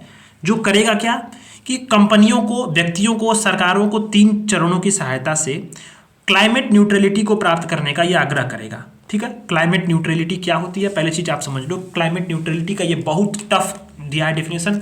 आसान भाषा में मैं आपको बता दूं कि हमें अपनी एक्शंस के द्वारा, हमें अपने खुद के एक्शंस के द्वारा, यानी कि हमें कुछ अपनी कार्रवाइयों के द्वारा जो भी ये हमारे यहाँ से जो क्लाइमेट में इमिशंस हो रहे हैं, जो उत्सर्जन हो रहा है, उत्सर्जन को कम करना। ठीक है, उत्सर्जन को कम करना, net zero green house gas उत्सर्जन को प्राप्त करने का हमारा विचार, जो क्या हो कि ग्रह जो है, जैसे क्लाइमेट, पृथ्वी क्या करती है कि खुद के जो है नेचुरल अब्जॉर्प्शन है उसके, और उस स्तर तक जितना इमिशन हुआ है उसी स्तर तक हमें लक्ष्य को प्राप्त करना है, किसका? नेट जीरो का। यानी कि आपको आसान भाषा में कहूँ तो खुद के एक्शंस के द्वारा, यानी हमारे खुद का जो भी ऐसे प्रयास जिनके माध्यम से जो इमिशंस हो रहे हैं, जो उत्सर्जन हो रहा है, उसको खत्म करना, उसको कम करना, और हमें जो है एक बेहतरीन पर्यावरण का निर्माण करना, ये क्लाइमेट न्यूट्रलिटी की बात करता है। आसान भाषा में मैं आपको बता रहा हूँ। ठीक है, कि हमें उस स्तर के अपने प्रयासों करना जिसके क्या हो कि हमारा इमिशंस जो है वो कम हो जाए। क्लाइमेट फुटप्रिंट क्या है कि जो मानव गतिविधियां हैं उनके माध्यम से जो ग्रीन हाउस गैस का उत्सर्जन हो रहा है, उसकी वायुमंडल में कितनी मात्रा है,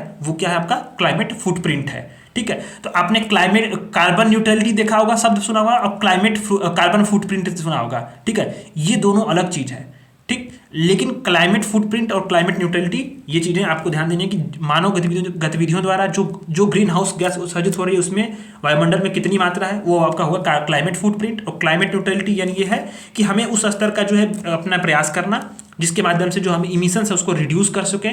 ठीक है, और नेट जीरो गैस उत्सर्जन का लक्ष्य प्राप्त कर सकें। ठीक, ये बात है। तो इसको जो है इसी के लिए जो है कि UNFCCC सचिवालय ने momentum for the change climate now neutral को लॉन्च किया है। तो पूछेगा किसने लॉन्च किया momentum for the change climate now neutral now? तो UNFCCC सचिवालय ने लॉन्च किया है।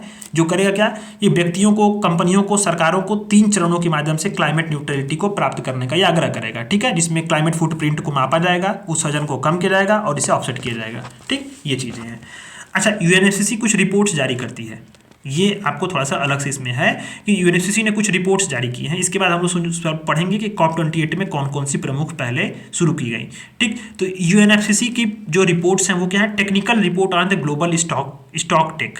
ठीक है, technical report on the global stocktake. यह क्या है? इसमें कि ग्लोबल स्टॉक टेक ऐसी प्रक्रिया होती है जिसमें जो सभी पक्षकार देश जो पेरिस समझौते के लक्ष्यों को पूरा करने की दिशा में क्या करते हैं, हर 5 वर्ष में अपनी जो एक सामूहिक रूप से कितनी प्रगति हुई उसका हम लोग आकलन करते हैं। ग्लोबल स्टॉक टेक में, ठीक है। तो ये बात है कि ग्लोबल स्टॉक टेक में जो पेरिस समझौता के पक्षकार देश हैं, और आपको ऊपर में पढ़ा होगा कि पेरिस समझौता क्या है, एक तरह से जो है ये आपका कानूनी रूप से बाध्यकारी है, ठीक है। तो सभी जो 8 जो पक्षकार देश हैं, उनको सभी जो पक्षकार देश हैं उसमें 8 कदमों का पालन करने का बात की गई है ग्लोबल स्टॉक टेक में। तो इस पर ये रिपोर्ट जारी करती है यूएनएफसीसी। तो आप समझो स्टॉक टेक क्या है, कि जो 5 वर्षों की दिशा में, मतलब हर 5 वर्ष में अपनी जो कितनी हमारी प्रगति हुई है पेरिस समझौते पे, उस पर अपना पक्ष रखेंगे। तो 8 कदम ये बताया गया कि 2030 तक हमें नवीकरणीय ऊर्जा को 3 गुना करना है, ठीक। जो अनअबेटेड कोयला जो संयंत्र उसको बंद कर देना है। हमें जो नेट जीरो उत्सर्जन वाली जो प्रणाली है उसको अपनाना है। जीवाश्म ईंधन को या हमें स्वच्छ ईंधन को अपनाना है। कम उत्सर्जन वाली प्रौद्योगिकियों को तेजी में लाना है। उत्सर्जन में तेजी से कमी करना है और निरंतर कम करते रहना है। सड़क परिवहन सही तरीके से जो उत्सर्जन हो रहा है उसको कम करना है और जीवाश्म ईंधन की खपत को बढ़ावा देने वाली जो सब्सिडी होती है उसको समाप्त करना है। सब्सिडी हमें नहीं देना है, ठीक है। तो ये बातें हैं। अच्छा, ग्लोबल स्टॉक टेक के लिए ड्राफ्ट फ्रेमवर्क कब जारी किया गया था? बॉन में जलवायु बैठक के दौरान हुई थी, ठीक है। ये चीज़ें हैं। बॉन कहाँ पे है? तो आपको ऊपर मैंने बताया, अभी ये देखा आपने ऊपर, जर्मनी में है, ठीक। ये चीज़ें। तो अभी आता है कि पेरिस समझौते के तहत एक सिंथेसिस रिपोर्ट भी जारी करती है यूएनएफसीसी। ये क्या है? पेरिस एग्रीमेंट सिंथेसिस रिपोर्ट 2023, ठीक। तो ये चीज़ें हैं इस पे। तो नवीनतम जो एनडीसीज लागू, नेशनल डिटरमाइंड कंट्रीब्यूशन, एनडीसीज जो है राष्ट्र के द्वारा कितना कंट्रीब्यूशन जो होगा, क्या कंट्रीब्यूशन होंगे, डिटरमाइंड कंट्रीब्यूशन होंगे पेरिस समझौते के तहत, उसी के तहत जो नवीनतम लागू हुआ, उसके बाद भी 2010 के स्तरों की तुलना में 2030 तक जो है कार्बन उत्सर्जन में लगभग 8.8% की बढ़ोतरी होगी। ऐसी बात यहाँ पे इस रिपोर्ट में बताई गई है, ठीक। और 40% पक्षकारों ने जो है एनडीसी का जो एडॉप्शन संबंधी घटकों में स्थानीय समुदायों की जो भूमिका है और देश के लोगों के अधिकारों का उल्लेख किया। यानी कि कुल मिलाकर के मैं आपको बोलूँ तो 2 रिपोर्ट्स हैं, 2 रिपोर्ट्स जारी करती है, ठीक है। जिसमें कि एक है यूएनएफसीसी कौन जारी करता है, 2 reports. Technical report on global stocktake, इसमें मैंने बता दिया आपको कि इसमें ग्लोबल स्टॉक टेक में क्या है कि जो पेरिस समझौते में जो देश हैं पक्षकार, वो 5 वर्ष में अपनी प्रगति का आकलन करते हैं। इसके लिए 8 जो है कदमों का पालन करने को बोला गया है। और जो ये स्टॉक टेक है, ग्लोबल स्टॉक टेक, इसका जो फ्रेमवर्क कहाँ जारी किया गया था? बान में जलवायु बैठक हुई थी, तो ठीक। दूसरे जो रिपोर्ट है यूएनएफसीसी जारी करता है पेरिस एग्रीमेंट सिंथेसिस रिपोर्ट 2023। इसमें जो यूएनएफसीसी ने 2023 में जारी किया है, इसमें बताया गया है कि जो नए जो एनडीसी लागू हुए, यानी कि नेशनल डिटरमाइंड जो कंट्रीब्यूशंस हैं वो लागू हुए हैं, उसके बाद भी हमें 2030 तक 8% की बढ़ोतरी होगी कार्बन जो उत्सर्जन में, जो ग्रीन हाउस गैस उत्सर्जन होगा उसमें, ठीक है। और 40% जो पक्षकार है उन्होंने नेशनली डिटरमाइंड जो कंट्रीब्यूशन है उसमें जो एडॉप्टेशन संबंधी जो घटक है उसमें क्या किया है, जो स्थानीय समुदाय की भूमिका, यानी कि जो लोकल लोग हैं उनकी भूमिका, और जो वहाँ पे जो देशज लोग हैं जैसे जनजाति हो गया, इन लोगों के अधिकारों का यहाँ पे उल्लेख किया गया है। इस रिपोर्ट में ये बात की गई है। तो आपको कंफ्यूज नहीं होना, जैसे मैं आपको शुरू से थोड़ा सा मैं आपको बता दूँ। देखो इसमें कैसे आपको मैं बताना, देखो यूएनएफसीसी पर आपका बैठक हुआ, किसका? जो COP28 का बैठक हुआ, कहाँ पे हुआ? दुबई में हुआ, ठीक। इसमें हमने देखा यूएई कंसेंसस अपनाया गया। और यहाँ पे जो है अब कॉप में आपको बताया मैंने कि पेरिस समझौते में जो लोग जो नेशनल डिटरमाइंड जो कंट्रीब्यूशंस हैं उनकी बात यहाँ पे की जाती है, उसकी समीक्षा होती है। तो हमने नीचे देखा कि यूएनएफसीसी क्या है, हमने देखा इसमें 2 समझौते देखा, क्योटो प्रोटोकॉल और पेरिस समझौता, और कुछ अन्य पहल, ठीक। ये चीज़ें हमने देख ली। इसके बाद हम लोगों ने देखा कि ये जो COP28 का आउटकम्स क्या था, दो प्रमुख आउटकम्स 3 थे, जिसमें कि क्लाइमेट फाइनेंस को बताया गया था, जिसमें लॉस एंड डैमेज की शुरुआत की गई, ठीक। इसमें विश्व बैंक के तत्वाधान में इसको स्थापित किया जाएगा। वैश्विक जलवायु वित्तीय फ्रेमवर्क की घोषणा पत्र जारी की गई। अच्छा, दूसरा था कि focusing on people lives and livelihood, जिसमें हमने देखा इसमें कि शर्म अल शेख एडॉप्टेशन एजेंडा है, ठीक। ग्लोबल गोल ऑन एडॉप्टेशन का ये लक्ष्य है, जिसमें कि यूएई फ्रेमवर्क जारी किया गया, ठीक। तीसरा था कि हमें सबको साथ लेना है और सभी पक्षों को साथ लेकर के हमें पूर्ण रूप से समावेशी रूप से जो है हमें क्लाइमेट एक्शन के पार्टनरशिप को लॉन्च किया जाएगा। तो इसी में जो है COP28 gender responsive climate action partnership को लॉन्च किया गया। और युवा जलवायु चैंपियन की नियुक्ति होगी, किस लिए? कि जो COP20 की प्रेसिडेंसी, यानी COP की जो बैठक के जो प्रमुख जो लोग हैं और जो युवा जो हितधारक है उनके बीच में गैप ना हो, उसके लिए युवा चैंपियन की नियुक्ति होगी। अब यहाँ पे हमने नीचे देखा कि COP28 में कुछ जारी रिपोर्ट्स की गई थी, तो इन रिपोर्ट को देखा। अब इसके बाद हम लोगों ने देखा कि यूएनएफसीसी ने भी कुछ रिपोर्ट्स जारी की हैं, तो उन 2 रिपोर्ट्स के बारे में देख लिया। अब आता है कि COP28 में प्रमुख पहल कौन सी की गई थी, ये बड़ा इंपॉर्टेंट है, कि कौन कौन सी पहल की गई। रिपोर्ट्स अलग चीज़ है, आउटकम अलग चीज़ है। रिपोर्ट में जो अब यहाँ पे आती है कि पहल, यानी कौन कौन से नए इनिशिएटिव लॉन्च किए गए, तो उन इनिशिएटिव्स को हम लोगों को ध्यान से देखना है। और इसके बाद जो है भारत की जो स्थिति थी वो हम देखेंगे कल की क्लास में, लेकिन आज हम लोग देखेंगे कि कौन कौन सी इनिशिएटिव है इसमें लॉन्च की गई, ठीक है, नए नए। तो इसको आज हम लोग अपनी क्लास में, इस वाली क्लास में ही देखेंगे। तो पहली इनिशिएटिव थी ग्लोबल ग्रीन क्रेडिट इनिशिएटिव, और ये बहुत इंपॉर्टेंट है, इसको स्टार मार्क कर लीजिए, डबल स्टार या ट्रिपल स्टार। भारत ने शुरू किया, भारत ने लॉन्च किया इसको, तो इंपॉर्टेंट हो जाता है ग्लोबल ग्रीन क्रेडिट इनिशिएटिव, ठीक है। ये GGCI क्या करेगा, इसके बारे में जानना है, इसका उद्देश्य क्या है, कौन कौन सी विशेषताएं हैं, वो चीज़ें जानना है। इसको पूरा पढ़ते हैं, पूरा पढ़ने पे ही चीज़ें आपको समझ में आएंगी। तो जो GGCI है, ये आपसी संवाद यानी कि लोगों के बीच में, जो भी देश है उसके बीच में, आपसी हितधारकों के बीच में संवाद, सहयोग और नए नए जो पर्यावरणीय कार्यक्रम होगा और जो साधन होंगे उनकी आदान प्रदान के लिए एक अंतर्राष्ट्रीय मंच के रूप में कार्य करेगा। कौन? Global green credit initiative GGCI, ठीक है। आपसी संवाद के रूप में, सहयोग के रूप में, नए नए कार्यक्रमों के रूप में, साधनों के रूप में एक क्या करेगा, इंटरनेशनल जो है मंच के रूप में कार्य करेगा GGCI, ठीक है, ये ध्यान देना है। अच्छा, इसे प्रकृति के पारिस्थितिकी रूपांतरण के लिए वैश्विक मंच के रूप से जाना जाता है। इसका उद्देश्य, भारत ने इसका इनिशिएटिव शुरू किया। इसका उद्देश्य क्या है कि विज्ञान की वैश्विक तकनीकी जानकारियों को और अनुभवों को साझा करना इसका मुख्य उद्देश्य है। नीति को, यानी ग्रीन क्रेडिट के जो नीतिगत साधन उसको बढ़ावा देगा, उसको आकार देगा, कैसे उसको, ठीक है। अब यहाँ पे प्रैक्टिस कंपोनेंट, यानी हमें एक जो है साझी मूल्य श्रृंखला बनाना है, वैल्यू चेन बनाना है। किस लिए? जो ग्लोबल गोल्स हैं क्लाइमेट चेंज पे, उनके लिए ग्लोबल गोल्स के लिए हमें एक जो है चेन बनानी है, ठीक है, कॉमन चेन बनानी है। ये बात यहाँ पे बात की गई है। अच्छा, इसकी प्रमुख विशेषताएं क्या हैं? ग्रीन क्रेडिट सिस्टम और ग्रीन क्रेडिट पोर्टल, दोनों बातें हैं, यहाँ पे ध्यान देना। ग्रीन क्रेडिट होता क्या है कि पहले आप उसको समझ लो, ग्रीन क्रेडिट क्या होता है। ग्रीन क्रेडिट ये होता है कि एक इफोर्ट बना, एक जो है एक प्रयास है जो करेगा क्या, जो मार्केट बेस्ड इंसेंटिव है, जिसमें कि अनेक प्रकार के जो पर्यावरण के हित में कार्य किए जा रहे हैं, न कि सिर्फ जो कार्बन इमिशन को कम करने के लिए, बल्कि जो है कि अनेक प्रकार के जो कार्य किए जाएंगे पर्यावरण के लिए, जो स्वच्छ पर्यावरण को बढ़ावा देंगे, उन सारी कार्रवाइयों को जो है यहाँ पे उस पर केंद्रित करते हैं ग्रीन क्रेडिट में, ठीक है। ये मार्केट बेस्ड इंसेंटिव है, ठीक है। तो ये PM ने जो है इसको शुरू किया था। तो आपको ध्यान देना है इसमें कि क्या चीज़ें, कि जो ग्रीन क्रेडिट इनिशिएटिव थे वो क्या है कि वो 2023 में अक्टूबर 13 में शुरू किया गया था। मिनिस्ट्री ऑफ जो environment, forest and climate change है। इसका 2 प्रायोरिटी ये है कि वाटर कंजर्वेशन और एफॉरेस्टेशन, यानी कि आपका जो है कि वृक्षारोपण करना है, आपका एफॉरेस्टेशन करना है और वाटर कंजर्वेशन करना है, ठीक।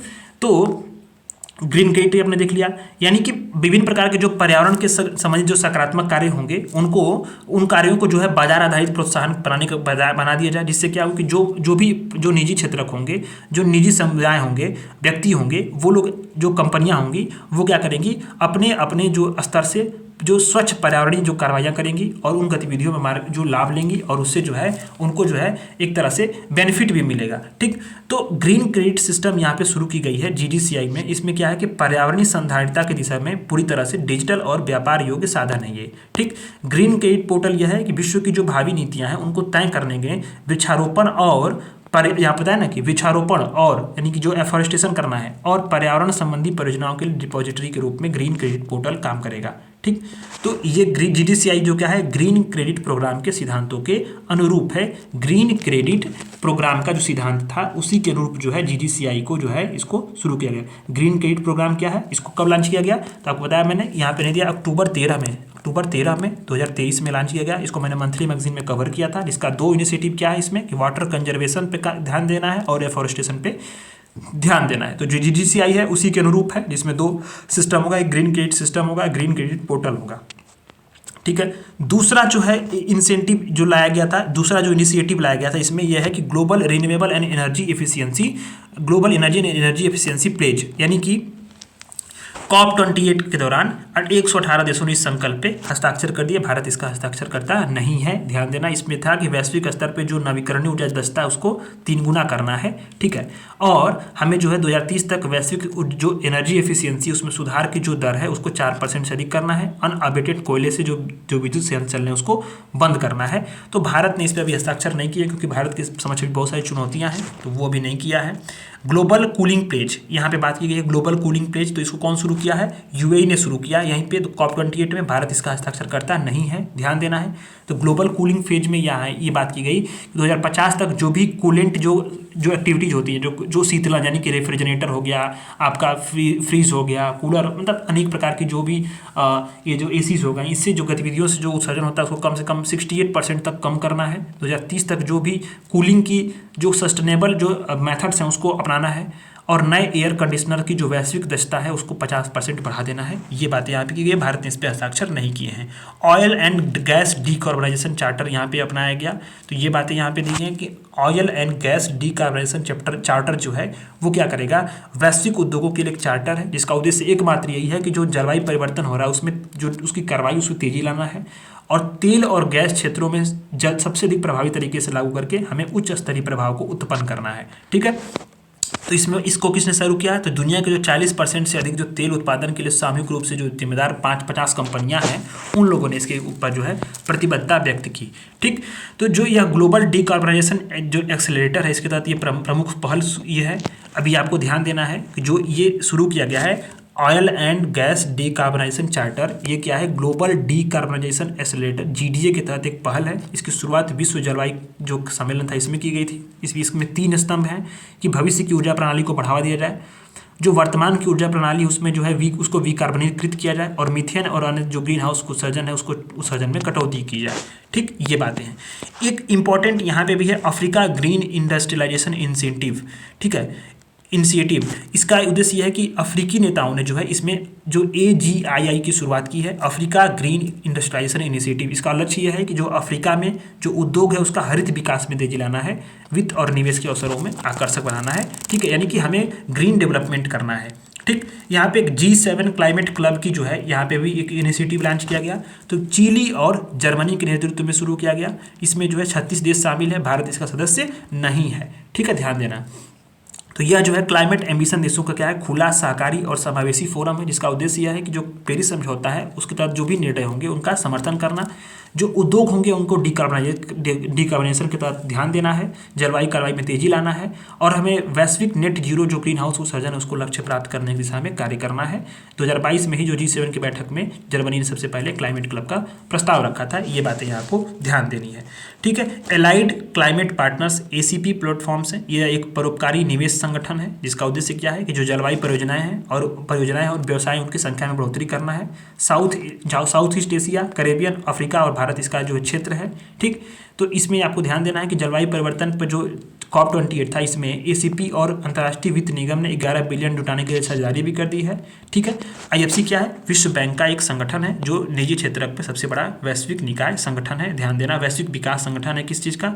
निजी क्षेत्र पर केंद्रित है। IFC विश्व बैंक का संगठन है जो विकासशील देशों में निजी निवेश को प्रोत्साहित करता है। तो ये इसने और IFC ने और जो है कि ACP कौन सा है यहाँ पे? कि एक परोपकारी निवेश संगठन है। तो इसने जो है मिल करके क्या किया है? अंतर्राष्ट्रीय वित्त निगम ने और ACP ने मिलकर के जलवायु परिवर्तन पे एक $11 बिलियन का कोष जो है वो बनाने की बात की है। अल्टेरा फंड क्या है? UAE द्वारा स्थापित किया गया है।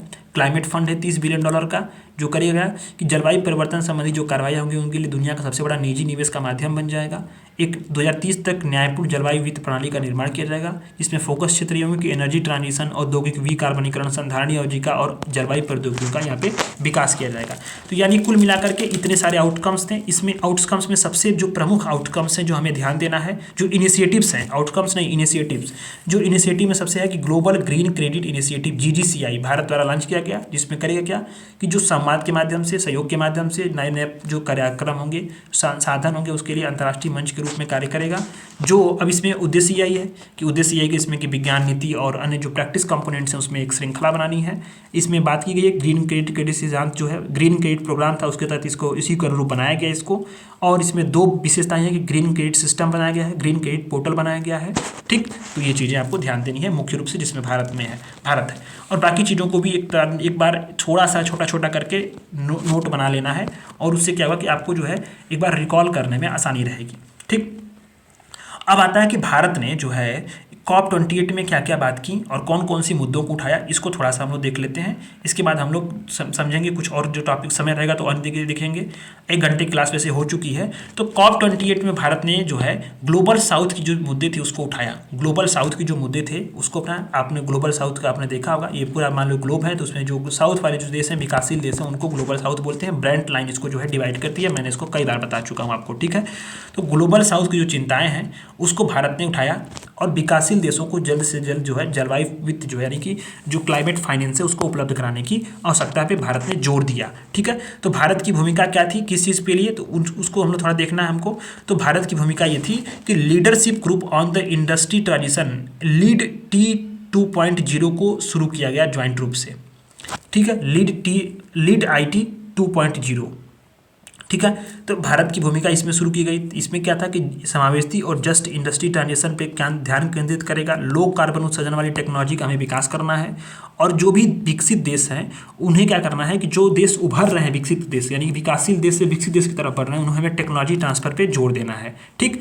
तो लीड IT की जो प्रथम चरण की शुरुआत कब हुई थी, भारत और स्वीडन ने जो है संयुक्त राष्ट्र जलवायु शिखर सम्मेलन में की थी। इसी का 2.0 यहाँ पे शुरू किया गया भारत के नेतृत्व में, जिसमें जो है सबसे इंपॉर्टेंट है कि जो विकसित देश हैं वो टेक्नोलॉजी ट्रांसफर पे जोर देंगे विकासशील देशों को, ठीक है। ये बातें हैं। और यहाँ पे समावेशी और जस्ट इंडस्ट्री ट्रांजिशन को भी हमें यानी ध्यान देना है। लो कार्बन उत्सर्जन वाली टेक्नोलॉजी को हमें अपनाना है। COP28 में जो भारत और UAE ने ग्रीन क्रेडिट प्रोग्राम की मेजबानी की ज्वाइंट रूप से। अभी आपने ऊपर देखा ग्रीन क्रेडिट प्रोग्राम, तो ग्रीन क्रेडिट प्रोग्राम का पहल एकमात्र यह है कि जो समुदाय होंगे, निजी उद्योग होंगे, व्यक्ति होंगे, वे क्या करेंगे, स्वच्छ पर्यावरणीय कार्रवाइयाँ करेंगे, जिसमें वनीकरण होगा, वाटर कंजर्वेशन। अभी ऊपर आपने बताया ना, इसमें दो सबसे ऊपर आपको मैं पढ़ा ही रहा था इसको, जो ग्रीन क्रेडिट प्रोग्राम है इसको जो है भारत में तो लॉन्च किया था, इसमें आपको बता ही दिया था। लेकिन जब COP28 में क्या हुआ कि UAE और भारत ने मेजबानी की, इसका उद्देश्य यही था कि जो समुदाय हैं, निजी उद्योग हैं, व्यक्ति हैं, क्या करें कि हमें सिर्फ ये नहीं कि हमें जो है कि उत्सर्जन कम करना है, बल्कि अन्य जो स्वच्छ पर्यावरणीय कार्रवाइयाँ होंगी, जैसे कि एफॉरेस्टेशन हो गया और वाटर कंजर्वेशन, इसको हमें प्रोत्साहित करना है, ठीक। अच्छा, COP28 में ही ये बहुत इंपॉर्टेंट है, मैंग्रोव तो बड़ा इंपॉर्टेंट है UPSC के लिए, बड़ा फेमस एरिया है। तो COP28 में भारत ने mangrove alliance for climate MAC की मंत्री परिषदीय बैठक में भाग लिया। इसका उद्देश्य क्या है मैक का, कि वैश्विक स्तर पर जो मैंग्रोव का जो इकोलॉजी सिस्टम है, ठीक है, इसमें उसका संरक्षण करना है, पुनरुद्धार करना है, उसके वृक्षारोपण में वृद्धि करने संबंधी प्रयासों में तेजी लाना है। इसका गठन कब किया गया था, शुरुआत, इसकी शुरुआत जो है मैक की शुरुआत की गई थी COP27 में, ठीक है। किसके द्वारा, UAE और इंडोनेशिया के द्वारा। भारत इसका सदस्य है, ठीक, ये चीजें हैं। अच्छा, एक और बात यहाँ पे होती है कि भारत के नेतृत्व में जो है global river cities alliance GRCA शुरू किया गया, ठीक है। ये ध्यान देना, इसको जो भी भारत द्वारा इनिशिएटिव लिए गए हैं उसको आपको रट जाना है, उसको आपको 2 से 3 बार पढ़ना है। आपको जो नहीं आ रहा होगा कमेंट करिएगा, उसको हम जरूर आपको समझा देंगे। तो भारत के जो इनिशिएटिव्स हैं आपको रट जाने हैं। तो भारत के नेतृत्व में जो ग्लोबल रिवर सिटीज अलायंस है GRCA, इसको शुरू किया गया, ठीक। तो जो national mission for clean Ganga जो मिशन है, इसने Mississippi river cities and town initiative है, इसके साथ एक क्या मेमोरेंडम ऑफ कॉमन पर्पज, यानी कि एक तो होता है MOU मेमोरेंडम ऑफ अंडरस्टैंडिंग, एक होता है मेमोरेंडम ऑफ कॉमन पर्पज, यानी समान उद्देश्यों के लिए हमें समझौते करने होती हैं। तो राष्ट्रीय स्वच्छ गंगा मिशन और मिसिसिपी जो नदी है, मिसिसिपी रिवर सिटीज अलायंस के टाउन इंसेंटिव पर हस्ताक्षर हुए, किस चीज़ के, कॉमन जो उनका एजेंडा है, पर्पज, उद्देश्य है, ठीक। इससे क्या हुआ है कि इससे ग्लोबल रिवर सिटीज अलायंस की शुरुआत का मार्ग प्रशस्त हो चुका है, ठीक। ये ध्यान आपको देना है। इससे क्या हुआ कि जो एक तरह से जो वैश्विक स्तर पे जो नदियां हैं ना, उसको क्या किया जाएगा, संरक्षित करने के ज्वाइंट प्रयास होंगे, ठीक है। एक बात आपको ध्यान देना है, ठीक। तो इससे क्या हुआ कि जो ग्लोबल रिवर सिटीज अलायंस का मार्ग प्रशस्त हुआ। ऐसा क्यों हुआ, क्योंकि वर्तमान में जो रिवर सिटीज अलायंस में है उसमें भारत, USA, डेनमार्क सहित अलग अलग जो है उसके देशों के 267 शहरों ने जो है वो जो है सदस्यता प्राप्त कर ली है। तो एक तरह से क्या हुआ, एक ग्लोबल रिवर सिटीज जो है ये अलायंस शुरू हो जाएगा, ठीक है। ग्लोबल रिवर सिटीज को अलायंस शुरू करने की बात की गई है। तो भारत के जो रिवर सिटीज अलायंस है उसी के तर्ज पे जो है कि गठित GRCA को जो है सचिवालय भूमिका में संस्थाओं, कौन कौन सी संस्थाओं को भूमिका सौंपी गई है, तो जल शक्ति मंत्रालय के तहत जो है national mission on clean Ganga और राष्ट्रीय नगर कार्य संस्थान जो है शहरी कार्य मंत्रालय के तहत जो है इसको सौंपा गया है काम, ठीक है। इसका उद्देश्य क्या है, जब अच्छा national mission on clean Ganga इसको कब किया गया था शुरू गठन, तो इसने 2021 में जो है RCA को गठन किया था, यानी कि रिवर सिटीज अलायंस को गठन किया था। आपको ध्यान देना है कि ये चीज़ें इस पर कन्फ्यूज नहीं होना। एक है ग्लोबल रिवर सिटीज अलायंस, ठीक। तो global river citizenship alliance, cities का अलायंस का जो मार्ग यहाँ पे प्रशस्त हुआ है किसके, जब नेशनल जो मिशन ऑन क्लीन गंगा और जो MRCTI है यानी कि Mississippi river cities alliance and towns initiative, इन्होंने हस्ताक्षर किए, ठीक। लेकिन अब आपको ध्यान देना है यहाँ पे कि नेशनल, अभी यहाँ पे जो RC है रिवर सिटीज अलायंस, इसको शुरू किया NMCG ने यानी कि national mission on clean Ganga ने 2021 में RCA का गठित किया, ठीक। ये क्या है कि जो जल शक्ति मंत्रालय है और शहरी कार्य मंत्रालय, इसकी एक ज्वाइंट पहल है। उद्देश्य क्या है इसका, कि जो नदी किनारे शहर है उसको जो है जोड़ना है और नदी केंद्रित संधारणीय विकास पे ध्यान केंद्रित करना है, ठीक है। तो इसको बात है, अब इसी के तर्ज पे जो है ग्लोबल रिवर सिटीज अलायंस की बात यहाँ पे शुरू की गई है, ठीक। ये चीज़ें हैं भारत के नेतृत्व में।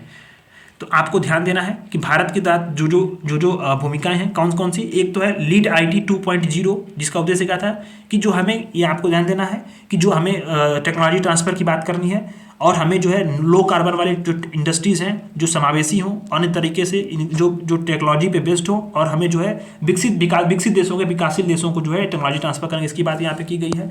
ग्रीन क्रेडिट प्रोग्राम की शुरुआत की मेजबानी की भारत और UAE ने, मैंग्रोव अलायंस पे भाग लिया और ग्लोबल रिवर सिटीज अलायंस को शुरू किया गया। तो ये चीज़ें यहाँ पे हुई हैं। अब आता है लास्ट वाला जो आपका आर्टिकल है इसमें कि नेशनली डिटरमाइंड कंट्रीब्यूशन। बार बार आपको पढ़ने को मिल रहा था ऊपर कि नेशनली NDC क्या है, NDC क्या है, ठीक। तो आपने अभी देखा ना ऊपर कि देखो UNFCCC ने जो है अभी रिपोर्ट भी जारी की थी, ठीक। तो UNFCCC ने, तो ये समझो आपको, देखो ये Paris agreement on synthesis report NDC को, NDC आपने ऊपर पढ़ा था, NDC यहाँ पे था ना कि नेशनल डिटरमाइंड कंट्रीब्यूशंस। तो इसी को नीचे आपको यहाँ पे दिया गया एक्सप्लेन करके कि आपको देखना है कि राष्ट्रीय स्तर पे निर्धारित योगदान। तो जो UNFCCC सचिवालय है ना, उसी रिपोर्ट को आपने जो ऊपर पढ़ा ना, उसी का एक विस्तृत रूप है यहाँ पे। तो नेशनली डिटरमाइंड कंट्रीब्यूशन क्या है, NDC क्या है, कि UNFCCC सचिवालय है, इसने पेरिस समझौते के तहत जो NDCs थे उस पर सिंथेसिस रिपोर्ट जारी की है। तो NDC क्या है, आपको ध्यान देना पहले ये चीज़ को, भारत के फिर NDCs क्या है, उसके बाद रिपोर्ट क्या कहता है, और भारत के जो कुछ प्रमुख जो यहाँ पे जो NDCs हैं उसको समझेंगे।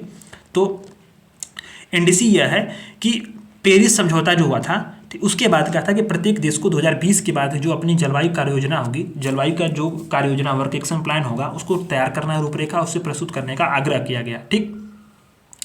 अब UNFCCC का जो COP26 हुआ, तो सदस्य देश थे, उन्होंने ग्लासगो क्लाइमेट पैक्ट पे हस्ताक्षर किए, ठीक। और बताया इसमें कि 2022 के अंत तक अपने जो NDCs हैं उसको तहत 2030 तक जो हमारा लक्ष्य है उस पर पुनर्विचार करेंगे और उसे मजबूत करने का यहाँ पे अनुरोध किया गया, ठीक। तो जो NDCs में होता क्या है कि ये क्या बताते हैं देश कि जो पेरिस समझौता हुआ है उसको हमने प्राप्त करने की दिशा में जो ग्रीन हाउस उत्सर्जन है उसमें हमने क्या किया है, ठीक। अच्छा, बढ़ते तापमान का जो प्रभाव है उसके प्रति जो अनुकूलन के लिए हम लोगों ने कौन सी जो उसके लचीलेपन कार्रवाई के लिए, या जो तापमान बढ़ रहा है उसके प्रभाव के प्रति जो अनुकूलन एडॉप्टेशन, उसके लिए हम लोगों ने क्या किया है। तो इन सारी जो बातें उसको बताया जाता है और हर 5 वर्ष में UNFCCC सचिवालय में प्रस्तुत किया जाता है। तो यहाँ पे ध्यान देना कि NDCs को, इसमें 2 चीज़ें होती हैं कि ग्रीन हाउस उत्सर्जन के बारे में हमने क्या किया, एडॉप्टेशन के लिए जो टेम्परेचर बढ़ रहा है उसके लिए हम लोग क्या कर रहे हैं, एडॉप्टेशन के लिए टेम्परेचर जो बढ़ रहा है उसके लिए हम लोग क्या कर रहे हैं, कौन सी कार्रवाई कर रहे हैं। तो इसको हम लोग हर 5 साल में NDCs को जो है हर देश का करेगा 5 साल में, UNFCCC सचिवालय जो कहाँ पे है, बान में है, जर्मनी में, वहाँ पे प्रस्तुत करते हैं। और जो COP की बैठक होती है तो उसमें हर साल यहाँ पे समीक्षा भी होती है, इस बात को आपको ध्यान देना है। समीक्षा कहाँ होती है, COP की बैठक में, और प्रस्तुत कहाँ करते हैं हर 5 साल में, UNFCCC सचिवालय बॉन में, ठीक। NDCs को जान लिया आपने। तो भारत का जो NDCs है उसको आप समझते हैं कि 2015 में भारत ने जो है UNFCCC के सामने अपना पहला जो है NDC पेश किया था, ठीक। अगस्त 2022 में भारत के NDC को अपडेट किया गया था। तो भारत ने अपने 2 NDCs को लक्ष्य को हासिल कर लिया है।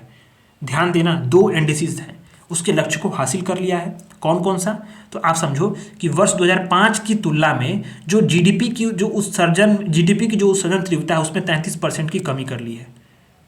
ध्यान देना इसको कि दो NDC जो था उसको समय से पहले हासिल कर लिया। कौन सा, तो पहला है कि भारत ने 2005 की तुलना में जो अपना जो GDP है उसकी उत्सर्जन की जो तीव्रता उसमें 2019 तक 33% कमी कर ली है।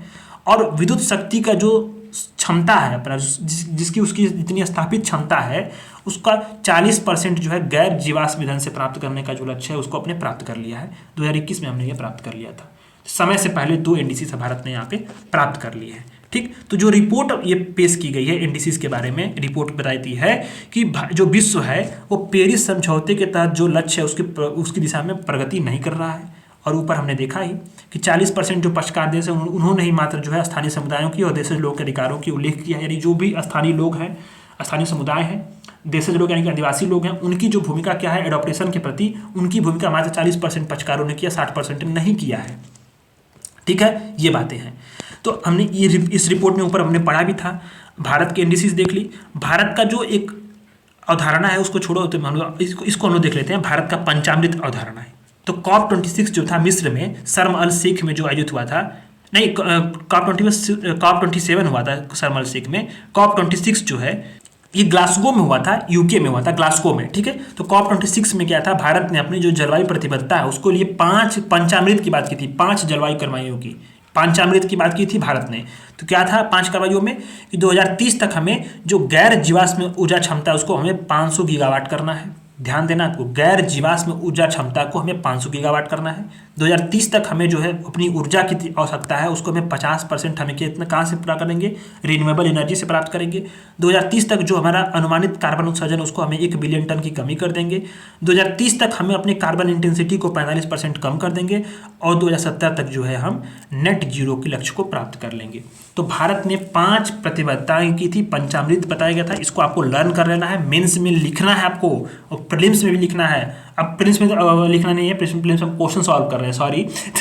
तो प्रीलिम्स में आपको सॉल्व करने में ये बहुत इंपॉर्टेंट रोल अदा करेगा। ठीक है, पंचामृत। और मेंस में तो आपको ये सदाबहार है, एसए में लिखना है, आपको GS3 में लिखना है, GS1 में लिख सकते हैं, GS4 में भी यूज कर सकते हैं कुछ जगह पे। ठीक है, कुछ जगह पे GS2 में भी यूज कर सकते हैं, सोशल जस्टिस वगैरह में और इन्वायरमेंट में जो क्वेश्चन अरे उसमें IR में जो क्वेश्चन आएंगे। तो ये चीज़ें क्या है कि आपको ध्यान देना, ये वाला आपको सदाबहार जो ये यूनिट है यानी इसमें पंचामृत को याद कर लेना है। 2030 तक हमें गैर जीवाश्म ऊर्जा को 500 गीगावाट करना है। 2030 तक हमें अपनी ऊर्जा आवश्यकता को 50% इन रिन्यूएबल एनर्जी से करना है। 2030 तक हमें कार्बन उत्सर्जन में 1 बिलियन टन की कमी कर देना है। 2030 तक हमें जो है कार्बन इंटेंसिटी को 45% कम कर देना है। 2070 तक हमें नेट जीरो के लक्ष्य को प्राप्त कर लेना है। तो भारत के जो नेशनल डिटरमाइंड कंट्रीब्यूशंस हैं वो क्या हैं, तो उसमें 2 बातें, एक है क्वांटिटेटिव टारगेट है और दूसरा क्वालिटेटिव है, यानी मात्रात्मक क्या बात है। तो 2030 के लिए लक्ष्य बताया गया है, उसको ध्यान दो। जो अपडेटेड है उसको पहले 2030 का GDP के संदर्भ में उत्सर्जन तीव्रता को हमें कम करना है। तो आप समझो कि ये 2005 का जो स्तर है उसकी तुलना में 45% जो है हमें इसका कमी करना है। ठीक, तो प्रगति कितनी हुई है कि हमें 33% तक हमने इसको कम कर लिया है। अच्छा, जो गैर जीवाश्म ईंधन है उसकी जो ऊर्जा है उससे हमें ऊर्जा संसाधनों से जो विद्युत है उसका लक्ष्य प्राप्त करना है। यानी कि हमारा जो विद्युत जिससे प्राप्त होता है उससे हमें नॉन रिन्यूएबल जो विद्युत है, आप समझो इसमें जो हमें विद्युत हम प्राप्त करते हैं, इलेक्ट्रिसिटी प्राप्त करते हैं, उसमें हमें रिन्यूएबल एनर्जी सोर्सेज को प्राप्त करना है। तो हमें ये बात कही है कि हमें जो है क्या किया जाएगा कि हमें इस समय वर्तमान में जो टारगेट है वो क्या है, 50% तक हमें प्राप्त करना है। ठीक है, निश्चित लक्ष्य। हमने टारगेट कितना लक्ष्य अचीव किया है, 43% 31 अक्टूबर तक। जो अतिरिक्त वन है और वृक्ष आवरण है उसकी सहायता से हमें जो कार्बन सिंक है उसको निर्माण करना है। ठीक, तो ये क्या है, ये जो 2015 में लक्ष्य था कि 2.5 से 3 बिलियन टन कार्बन डाइऑक्साइड के बराबर हमें ये इसको कार्बन सिंक का निर्माण करना है। यही लक्ष्य भी है। वर्तमान में प्रगति कितनी हुई इसके बारे में भी बताया नहीं गया है। क्वालिटेटिव टारगेट, तो क्वालिटेटिव टारगेट में सिर्फ एक जो है उसको अपडेट किया गया है। कौन सा, तो इसमें बताया गया कि जो भारतीय परंपरा है और मूल्य है उसके संरक्षण पे हमें स्वस्थ और संधारणीय तरीकों को आगे बढ़ना है और जो इसके जलवायु परिवर्तन से निपटने के लिए लाइफ यानी कि life style for the environment नामक जन अभियान को इसमें शामिल कर लाइफ जन अभियान था उसको यहाँ पे शामिल किया गया है। तो जो अपडेटेड NDCs थी इसमें हमें क्या किया गया, इसमें हमने लाइफ का जो था यानी जो इसमें स्वस्थ और संधारणीय तौर तरीके थे इसमें हमने लाइफ वाला जो मिशन है उसको हमने शामिल कर लिया। ठीक है, तो आपको ध्यान देना है, लाइफ मिशन COP26 में ही जो है ये आया था, मिशन लाइफ। ठीक है, ध्यान देना इसको। अच्छा, लाइफ मिशन का जो आप समझ लो एक चीज़ ये है कि इसको शुरू किसने किया? इसको शुरू किया पीएम मोदी ने, ठीक है।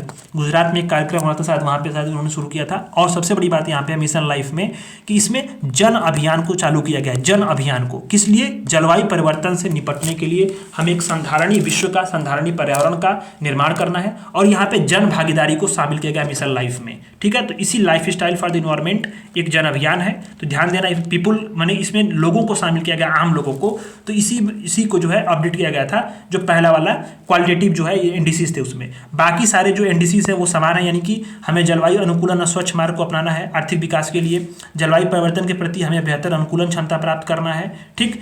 जो घरेलू पूंजी है साथ साथ जो विकसित देश है उससे एक नई अतिरिक्त धनराशि जुटाना है, जिससे क्या हो कि जलवायु और अनुकूलन कार्यों और समन कार्यों को हमें पूरा कर सकें। और जलवायु जो टेक्नोलॉजी है उसको हमें अत्याधुनिक अपनाना है, उसके लिए हमें कैपेसिटी बिल्डिंग करनी है, रिसर्च एंड डेवलपमेंट करना है, घरेलू फ्रेमवर्क और इंटरनेशनल इंफ्रास्ट्रक्चर का निर्माण करना है। ये सारी चीज़ें हमारे जो है नेशनल इंडिसेस हैं जो राष्ट्रीय स्तर पर निर्धारित हैं। तो हमने आपको जो है इस वाले पूरे जो सेगमेंट में लगभग, मैं आपको थोड़ा सा ऊपर से आपको उसमें दिखा दूं, तो हम लोगों ने पहले वाले जो यूनिट है उसमें क्लाइमेट चेंज में हम लोगों ने बहुत सारी चीज़ों को देखा, जैसे कि इसमें वैश्विक स्थिति देखी, ओजोन छिद्र देखा, ओजोन छिद्र क्या होते हैं, मॉन्ट्रियल प्रोटोकॉल ओजोन छिद्र से संबंधित है उसको हमने देखा। इसी में हमने किगाली संशोधन देख लिया, स्टेट ऑफ द क्रायोस्फीयर देख लिया, जिसमें पश्चिम अंटार्कटिका में हिम का पिघलना था उसको हम लोग देखेंगे। अंटार्कटिक एम्प्लीफिकेशन, यानी कि जिस तरह से आपने देखा कि किस प्रकार से आर्कटिक में जो है जो टेम्परेचर है वो 4 गुना बढ़ा, किस तरह से बढ़ोतरी हुई, ठीक है, वो देखा हम लोगों ने। यूएनएफसीसी को समझा, यूएनएफसीसी के द्वारा रिपोर्ट जारी होती है उसको समझा, ठीक है। कौन कौन से सम्मेलन हुए, समझौते हुए, उसको देखा। COP 28 को हम लोगों ने देखा, फिर नया COP 28 क्या होगा, COP 28 के आउटकम्स क्या थे, COP 28 में कौन कौन से रिपोर्ट्स आई, COP 28 में कौन कौन से इनिशिएटिव आए, COP 28 में भारत का क्या योगदान था। और इसी के बीच में जो है हमने देखा कि जो COP 28 में जो है, COP 28 के बाद जो है इसमें न्यूज में था एनडीसी यानी यूएनएफसीसी का जो है नेशनल डिटरमाइंड कंट्रीब्यूशन, तो उसको हम लोगों ने एनडीसीज को देखा, भारत की क्या एनडीसीज हैं उसको हम लोगों ने देखा। तो इस तरह से आज का ये पूरा क्लास एंड हुआ, ठीक। कल से हम लोग शुरू करेंगे बाल अधिकारों और पर्यावरणों पर मार्गदर्शन और अन्य सुर्खियों से, और इसके बाद हम लोग जो है मिशन लाइफ को पढ़ने वाले हैं। मिशन लाइफ अभी नीचे आपको आ रहा था, तो मिशन लाइफ को पढ़ेंगे और कल हम लोगों ये जो है आपका पहला वाला यूनिट खत्म कर देंगे, यानी कुल मिलाकर के 7 से 8 क्लासेस होंगी। आपका जो ये विजन आइज का जो इन्वायरमेंट वाला मैगजीन है वो खत्म हो जाएगा। तो आप प्लीज़ चैनल को सब्सक्राइब करके अपने फीडबैक जरूर दीजिएगा। धन्यवाद।